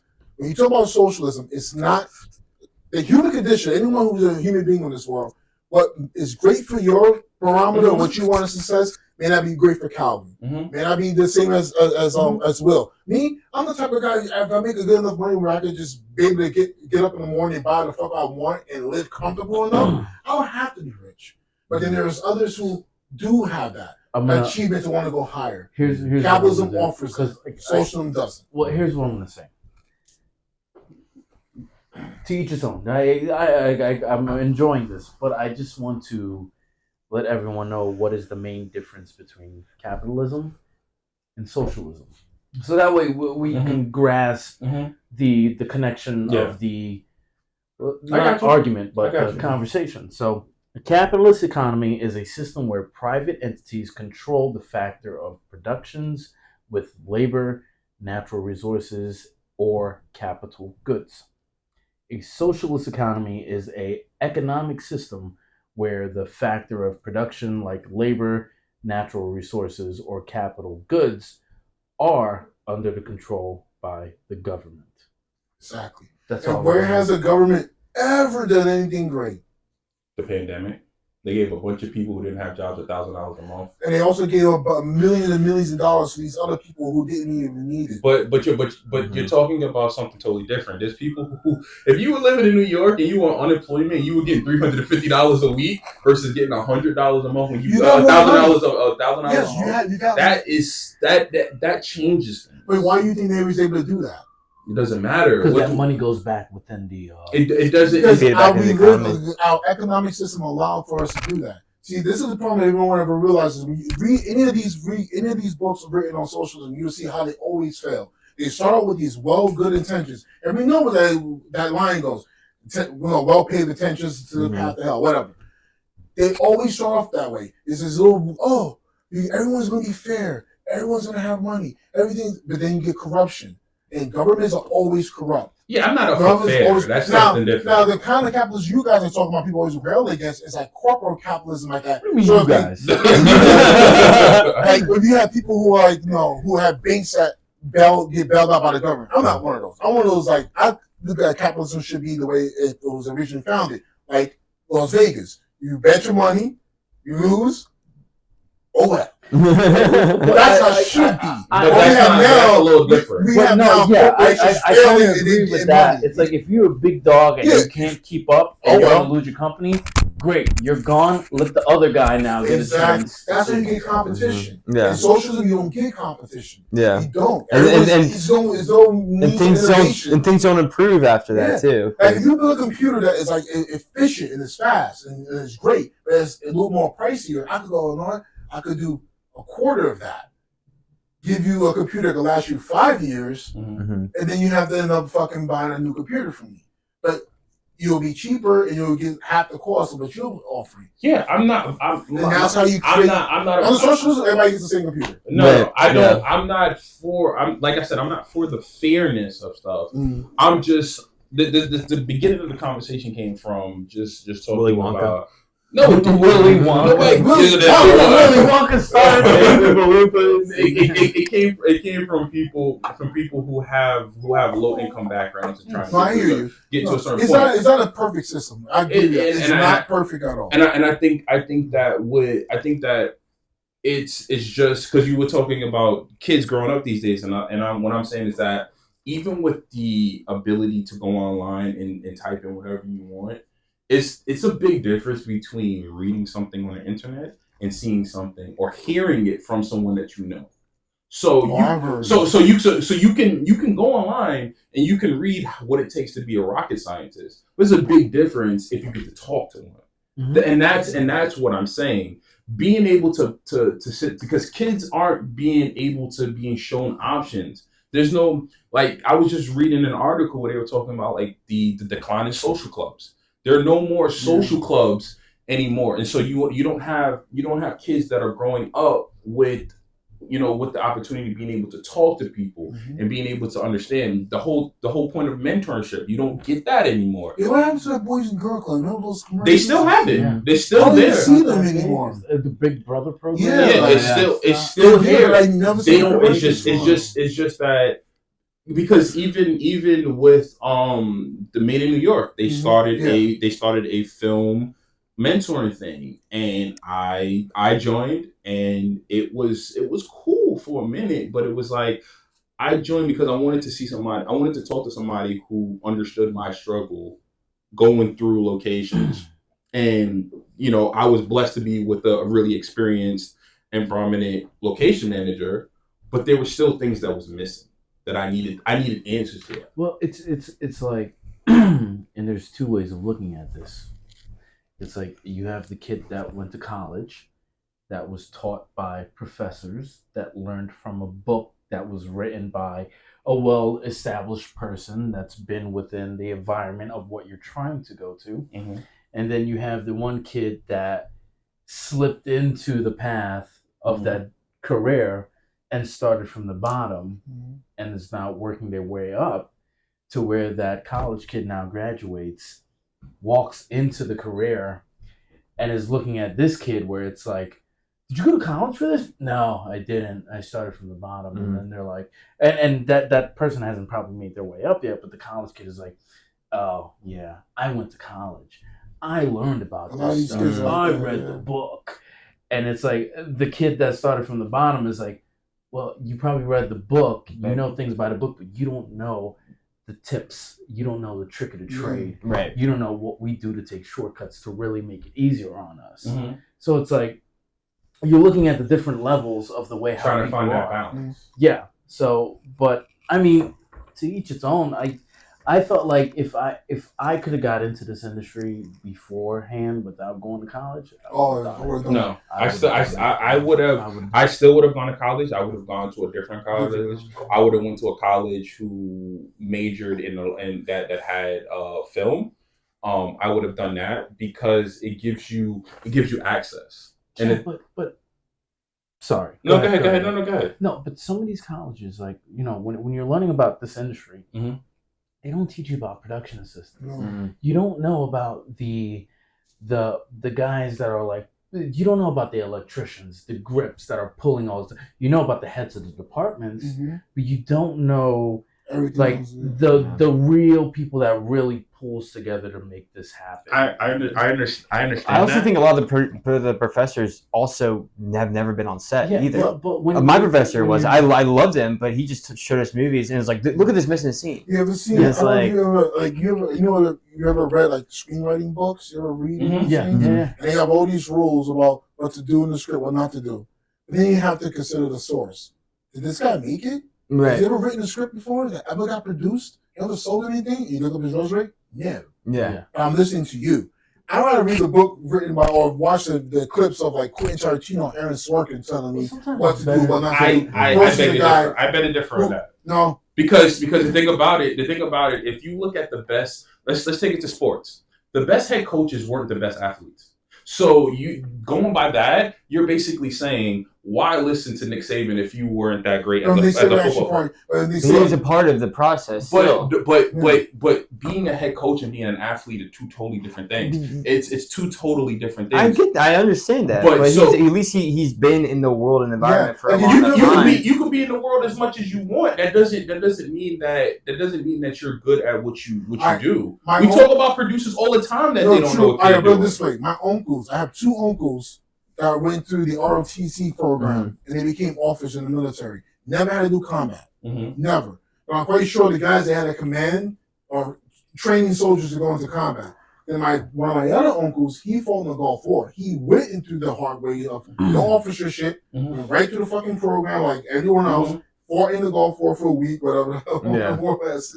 If I had to listen to anyone on combat, I'm going to my uncle who actually fought Right. versus my uncle who was just telling other people they Right, have to right. go fight. This is what you. That's why I'm talking about the screenwriting thing. I'm looking. I know what you're saying, but I'm like, if I know a guy who says this is my process, I'm looking on his wall. He has like 3 fucking Oscars. I'm like, yeah, I'm listening to this. Yeah. I'm listening to this guy because in order to break the rules, you have to know the rules. If he can teach me the rules, I'd rather listen to him than the guy who never wrote. Yeah, It's a lot to it. It's a lot to it than this. That we just can't look at someone's accolades and just assume that But they. just act Well, like I you mean, know but the here's the business. thing, though. You have people that have accolades and won awards and all this stuff, but you never know what their real support system was for Exactly. where they came from within the career path. But if he wrote that book, who would you read first? That's my point. Because like, you want the guys. Like, if I had someone teach me how to throw a football, at least how to read defense, I may go with Tom Brady. Someone who played in the NFL. Even if you're not a Tom Brady, I would listen to the guy who played in the NFL, no matter what level, than the guy who's just throwing a football in his backyard. I think it matters because because you wanna sit there. You can sit there and you can read that book that Tom Brady wrote. Or you can read the book that Bill Belichick wrote. I would rather read the one that Bill Belichick because he's seen more players. He's seen more players. He basically, his job is to sit there and look at players, look at plays. He does everything. Tom Brady just has to focus on football and plays. But Tom Brady also has the mechanics that he has to pull off. You can have. I'd rather learn the throwing mechanics from the guy who's throwing the football. It's like I'm going to learn how to throw a punch. All the guys who ever told me how to throw a kick, a punch, these guys were guys who did it in the ring. So I'm like, all right, he told me how to throw a punch. So at least I'm learning the technique. And it's not even just that. It's a certain, like, you gotta understand some, like, even when you throw a punch, right? If I was gonna throw a hook right now, a lot of people would do this thing where it's called a teacup or like a coffee cup. So when your fist, like where I hold it now. Then you have guys who will turn it, where you're hitting the first 2 knuckles, and you have guys who goes on the outside like this. Those are the 3 ways you can throw a hook. You won't ever learn that from someone who probably never know the sport or never done it. Right. He'll just tell you, oh, this is how you go to these little classes. Look! And they all do the hook the same way. But then I'm like, you know what? If I really want to teach you how to knock a person out, hit him in the chin, hit him in the jaw, hit him behind the ear, hit him in the neck, hit him at the temple. These are things you can learn from people who actually done the sport. Some people will never tell you that. They'll just say, just hit the guy in the head. Where? But sometimes Wait a these minute. people know how to throw it, and sometimes they know how it feels. Yeah. So then it's like, I mean, I'm not trying to say you have to be like a fool. What I have the knowledge because it's firsthand because I've done it. Well, at least even if I have, I can say I get it. but I get what you're saying, but also when we sit there, so if we sat there, because I've done it. When you sit there and you read information on Quentin Tarantino, if you look at the way Quentin Tarantino writes his scripts, that's not the way you're supposed to do it. okay, He can get away with that. He can get away with that. Right now, it's like if you go and read the first scripts that Tarantino, and I always tell this to you, and I think I told you too. Tarantino, if you read his first scripts, structured, Buy the book. but you read his script now, Django.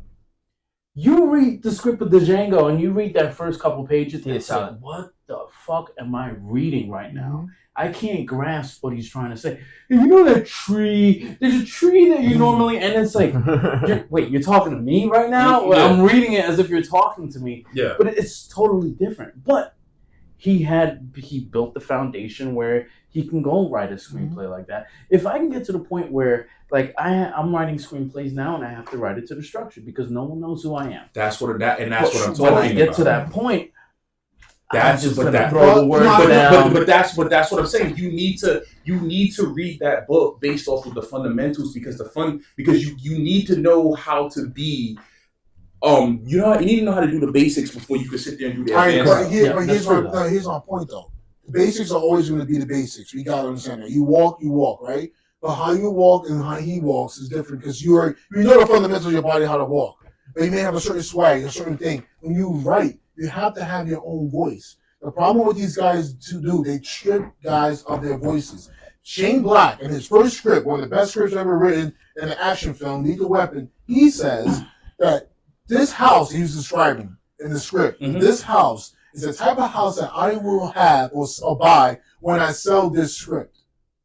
The guy who wrote the Nike one, that Nike movie, his first script, he says this facility is one of those facilities. Oh, he's describing how the Nike looks. He's like, they match your what do you call it? They match your salary, blah blah blah. And he talks about how glossy and beautiful it is. This is not one of those places. That's how he described the Nike spot. This is his first script. If you read ones written by that's amazing. Because my point is, but those guys in those books will tell you don't do that. So then I'm going to be reading scripts, and everyone seems to be just this uniform, no voice. Everyone sounds exactly like the last guy I just fucking read. And then I pick up this one script that has great stories, but the guy is not the most perfect. But it's a voice. I can understand what this writer is trying to convey. Right. That's what I'm trying to say. I think we're talking about two totally different things.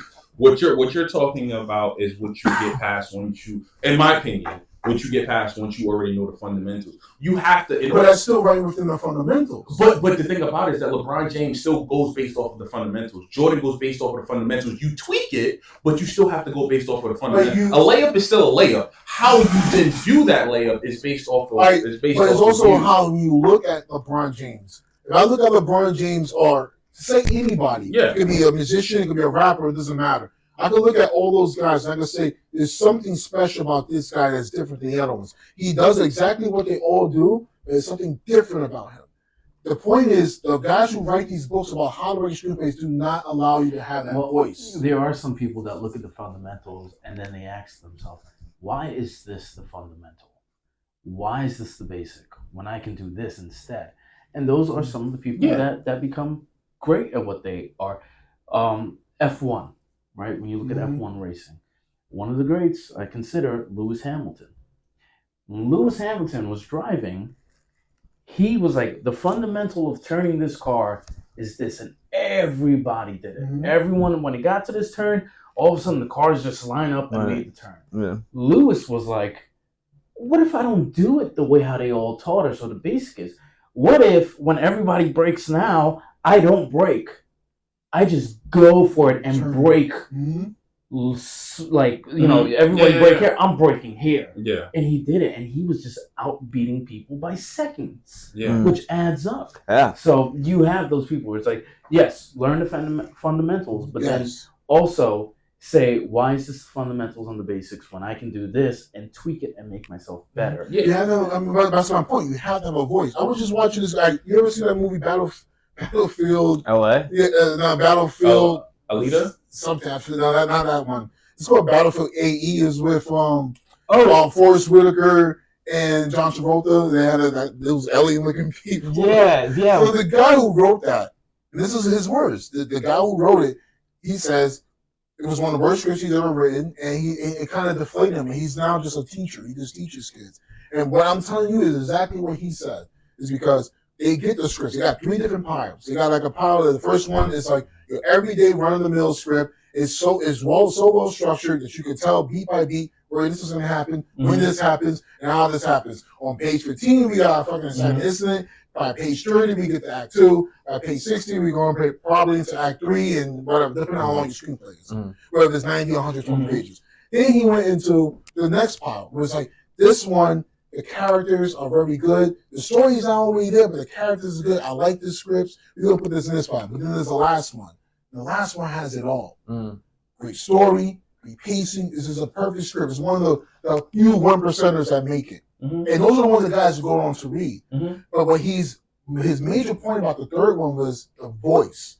The voice is very clear and pronounced in the third one, which means it's structurally there, like learning the basics, but they didn't hamper themselves down when they question themselves, when they write a sentence like, should I use this kind of structure or should I say it this way? Because anytime you read those things, those books, they'll say, don't be overly descriptive, which is fair. Don't be overly descriptive. What happens, the reason why you're being descriptive in this reasoning is because you're calling attention to something. Those books don't cover that. They make you write your scripts as almost if you're a fucking robot and you don't have any personality. And when producers read your stuff, they want to see personality. They want to say, this thing is not only original, but this guy sounds like he knows what he's doing. He seems to know what he's doing. He knows his characters, and his story reads so well. It doesn't have to be the story that's like, yes, structurally, yes, be there. Your headings and where your characters, your dialogue, everything goes. But try to be a person. Well, books don't teach that. But you can do that. You can do all of those things within the same perimeter of what it is that you that's why we got to the conversation about someone who didn't go to college versus someone who went to college. There are a lot of things that someone who's gone to college will know that someone who's never gone to college won't know, and it's a certain level of experience. There's a certain level of experience. You may come right out of high school and jump right into the workforce, but you're missing that gap that you get to learn in college, where it teaches you time management.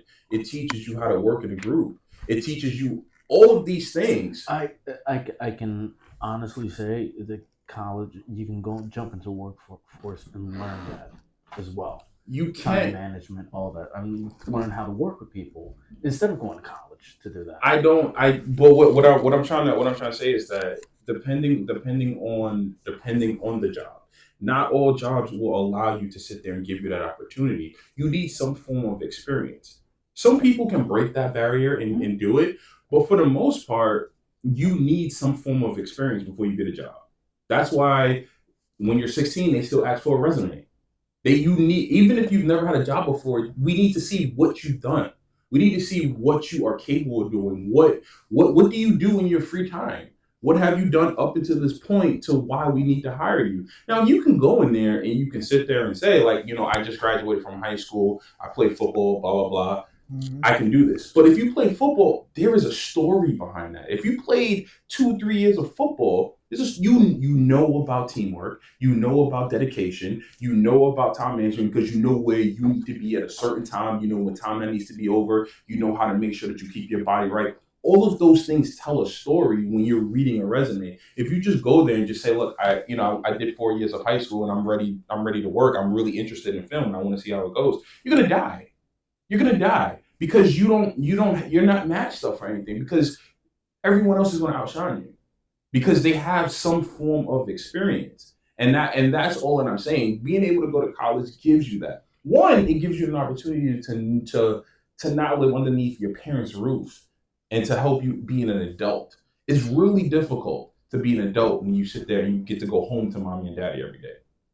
It's very difficult because you're not in the jungle. You're not. When you sit there, you have to fend for yourself and you have to figure out when you're going to be able to eat, how you're going to pay rent. All of those things matter. I think it's very. It comes from from everyone how they've grown up. Like I've never like did it that way, but I'm just saying it's like it depends how like your mentality is as a person and the stuff that you probably went through in the past that pushes you to have a different drive than someone saying go to college and learn how to do this and learn how to do this and live on your own, to the point where it's like some people don't have that option, can't have that option. Some people look at it in a financial way where it's like, I don't want that financial burden on me. What financial burden? Scholarship. Well, college? I mean, not a scholarship, but like, you know, Tuition. financial aid and all that stuff, tuition to pay for college. It's an investment. It's an investment. Yeah, but it's an investment to the age. You're gonna pay bills one way or the other. I went to college and I dropped out because of that. And Because also of the financial aspect of it. I also would attribute it into the college that you went to. You didn't go away. You essentially went to the school within the same city or same state that you grew up in. It's a little different when you have to venture off and you have a campus. Yeah, but some people don't have that option What do you- to move. I and go don't- do that. Some people don't have the knowledge of what it takes to also do But that's what I was saying. How kids growing up, they need to be presented with more options. People think that they can't do it. People think that it's too expensive to sit there and go to college.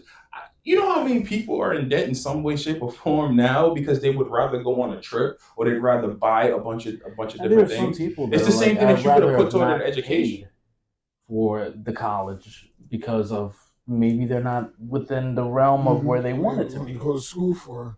You know, Exactly. I think a lot of that depends. I feel like going to and listen, Because you can go to a SUNY. If you live in New York, you can go to a SUNY school. It's like $5K a year with financial aid. You can sit there. You can get a Pell Grant. You can get all of these things. But this is what I'm saying, right? It's like there are some people that want to do something with their life within a career path that they want. Mm-hmm. I don't feel like a kid needs to go pay to go have what is it? Just a standard, associate's degree that everyone goes, a liberal, like, what is that? Liberal arts. Who the hell out here is getting a liberal? No, I'm just saying. Yeah. There are some people that don't know what they want to be. Okay. And because you knew what you want to be, I knew, because we all knew what we wanted. And there's a lot of people who don't know what they want to be. Yeah, because the thing about it is that they got to the point where they were 18 years old and realized that no one ever asked them what they were interested in. No one ever asked them what they wanted to be when they grew up. No one ever asked them these things. And so, yes, you get to the point where you're 18 and now everyone's like, so what do you want to do with your life? I have no idea, because up until this point, no one cared. No one cared about that. And so that's why I can understand why someone will go to school and be like, well, I'll do liberal arts, or I'm just not going to go to college because I don't know what I want to do. Or you hear some of the more fancier people say, I'm going to go backpack, I'm going to take a gap year or something like that. I think that it's important to be able to open up the options and be able to show kids that there's things. Now, there are tons of things that I generally don't regret, but I wish that I was presented with growing up. I wish I was forced to play an instrument. I wish I was forced to learn a language. I wish I was forced into a club. I wish I did all of those things, because now those things matter. Those things matter. Being able to learn another language, I'm a big component on as like you were saying, from people that come from low income housing. You have the opportunity to increase the amount of options that you have before you turn 18. If you go to school in New York like I did, I had 10 years of Spanish. I just didn't pay attention to it because I thought it was funny. Now I wish I knew Spanish. You still can learn it. I can, but it's a lot more difficult to learn it as an adult as when I was just going to school and it's at homework. If I was able to learn another language, I could go anywhere where they speak Spanish. I don't have to be held to being in New York. I can go anywhere. But that's one thing. I think go to a deli and talk Spanish. You can go to Puerto Rico. You can go to Spain. I think you still learn it. That goes No, back. you can. That goes back to what I was saying about with guys who are just going with the books, because books are just rubrics. It's just like this thing, like this, when you have to do it. Like, you know what people will tell you when you want to try to teach a kid a language? Like your daughters, they'll be like, teach them now, while their brains are sponges. Mm-hmm. But then when you look on anywhere you go, you read people talking about, I learned how to speak fucking German at the age of 50. Like, yeah, because no, all of those as long things. as you got lungs and you got a brain and all computers of and those. people in the world. No, all of those things are possible. Just like being in shape. Just like being in shape. We didn't pay attention that gym was actually keeping us active as kids going all the way up. When people wanted to sit out in gym, I'm still rolling. When people were going through all of those grades and they wanted to sit down in gym and they went like when you get into your old age, those things help you get into it. They teach you yoga. They teach you how to properly stretch. They teach you all of these things that when we were in school, we never paid attention to. And now as adults, we need. Now we have to pay for someone to tell us those things. And you don't have to. You can go to YouTube. I mean, you can, but you're going to end up breaking something. I guarantee it. Because you're listening to somebody that is just telling something on a video as opposed to going to a doctor. It depends who you look at. Then someone. Because what they're telling you is something that's general. Because what might make my back hurt is different from what makes your back hurt. Well, who's not to say that the guy physically standing there with you teaching exercise is not what the guy on the video that you're looking at? But the thing about gym class is that you can go to your teacher and be like, "Hey, look, this hurts," and they can sit there and tell you. You also can just click that dumb video off. This is stupid, and go to the next guy. Like I've seen videos like I remember when I was really into voice. I've seen videos, and I see people do this all the time. You got to keep your hands up at all times. But when you do a roundhouse kick, I don't care who you are. You have to drop that one arm. You have to drop it. Mm-hmm. But if I'm kicking my right arm has to drop so I can do not be my counterbalance to keep me from tipping over. Because some idiot would say, no, you kick like this, with both hands up. So therefore, there's no balance. I have to treat your fucking leg and it's over. Yeah. My point is that those are bad, that's terrible advice. That's why I say you have to consider your source. If my source is some guy who's never, ever saw the fucking screenplay, and he goes, these are the 10 steps you need to do, that's the screenplay. Why don't you follow it? Yeah. Why don't you follow that saying, because it's bullshit. Yeah. That's why. No, I get what you're saying. It's like a teacher who's trying to teach you guitar. He's only giving you music theory. Hey, teach, show me who you can play. Well, I can't play. I think that's the deep part. I think that's an inadequate teacher. Now, I wouldn't want to get lessons from I wouldn't want to get music lessons from anyone who can't actually play. You don't have to sit there and play concerts and stuff like that. As long as you know how to play, because the thing about it is that teachers are a different breed. You know, like you're not. There's a reason why there are instructors and then there are actual performers. Mm-hmm. You're not going to get a performer to sit there and teach you. They don't have time for that because they have to practice performing. So when you are learning the basics from these people, then like what I would do when someone's trying to give you like relationship advice or you take what you need and you toss out the rest. Exactly. That's all I'm saying. You take the fundamentals. Yeah, you take the fundamentals of screenwriting and you're like, okay, well, I know that it needs to be written out in this format, but I'm going to do this, and this. And that's what I'm saying. It's to the point where it's like you said, take what you need. And then if you are a smart person and you have a drive and you work with others and you've researched and you've learned from so many different take what you need and that will show you who you are as a person to grow. And there's some advice that you do get, and at that moment in life you feel like that advice is really great advice. Mm-hmm. And so you start to live by that advice, and then a couple days, months, years go by, and then you're like, this advice is not that great. Yeah. I took it, I tried it, not for me, go on and so it all depends on the person itself. You can have as many instructors, professors, work colleagues, bosses. You can have all of that, but it's all on you as a person to understand that. And there are some people that don't have the brain capacity to understand it, and then there are some who do. So that's how now you can decipher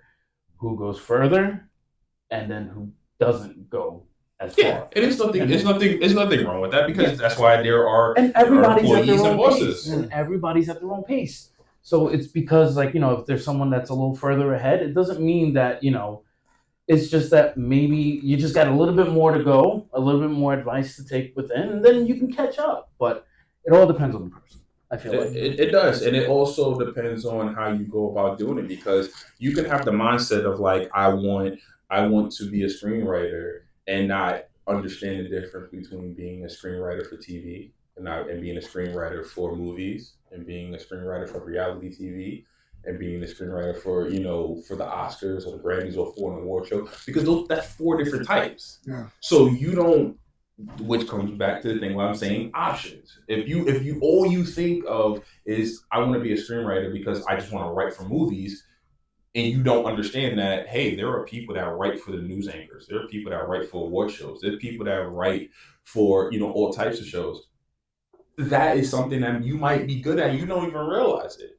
You might be better at writing TV because you can spit out a script in 3 weeks as opposed to it taking you a year to spit out an actual movie script, because it takes a little bit more, and also you gotta understand that when you write a script that you can't hold it to your chest, because it's just gonna get cut up.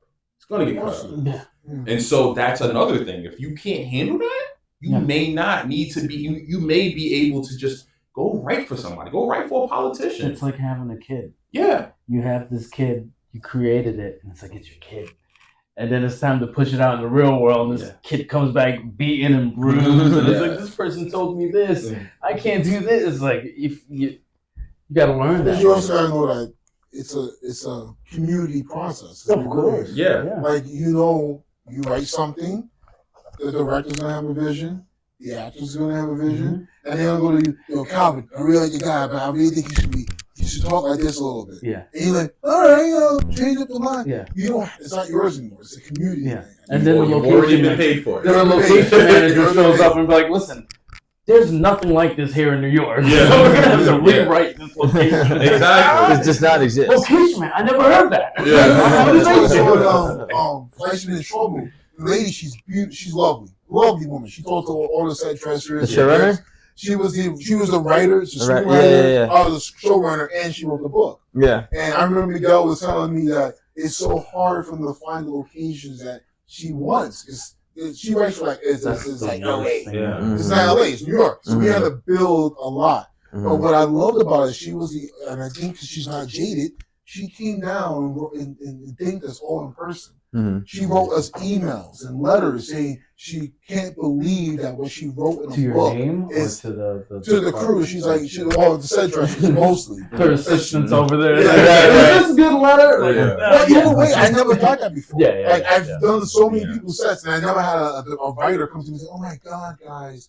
Like what I saw in my brain, you guys made possible." That morning, I was like, "Man, I don't know. I Sometimes those memos seem a little watered down. Yeah. Those memos that go out, it's like, hey crew, we want to thank you. We've been seeing the dailies, and it's everything that we could dream of. Just continue to go and work, and then do 2 straight weeks overnight. Hers was like more like it was like if she sat down and just wrote it herself. It felt that way. Well, she's a writer. Yeah. She used ChatGPT. For it. It was all good. Okay. No. So what we do at the end of these podcasts is it's because this one's kind of long. Yeah, it's a quote that we do. Yeah. The quote goes like this: "Many of life's failures are people who did not realize how close they were to success when they gave up." Wow, that's powerful. Mike Tyson. Right? No. You think Mike Tyson would say that? Yeah. Sounds just. Yeah, so the thing is, life is. Ray Lewis. Ray Lewis. Then he shot a man. I would say if it was an athlete, it would probably be like Brandon Roy, or like Greg Oden, where they were playing good for like 5 years and like a knee injury just derailed them. Oh, it's not an athlete. It's Thomas A. Edison. Thomas Edison. Which everybody was an athlete. No. I have. You had a brother do that with a light bulb and had a light bulb that could last longer than the one we have now. Yeah, and then he died. And then fuck out of here with that shit. Well, because didn't Thomas Edison work at the patent? It was one of those inventors. He worked there. Yeah. There's something to it where an inventor who has a bunch of inventions worked at the patent pending place. All he had to do was just say, "Oh, this person didn't do it. Yeah. I got this." Yeah. Fine. All of a sudden, it's like you see the page ripped out. Like, there's a page here. No, there wasn't. He's eating his fucking steak and wiping his face with it. Yeah, of course. Wipes his ass afterwards. Of course. Oh, jeez. All right. Night, everybody. Yeah, same. I was holding out. No, that one. Yeah, was that 2 hours?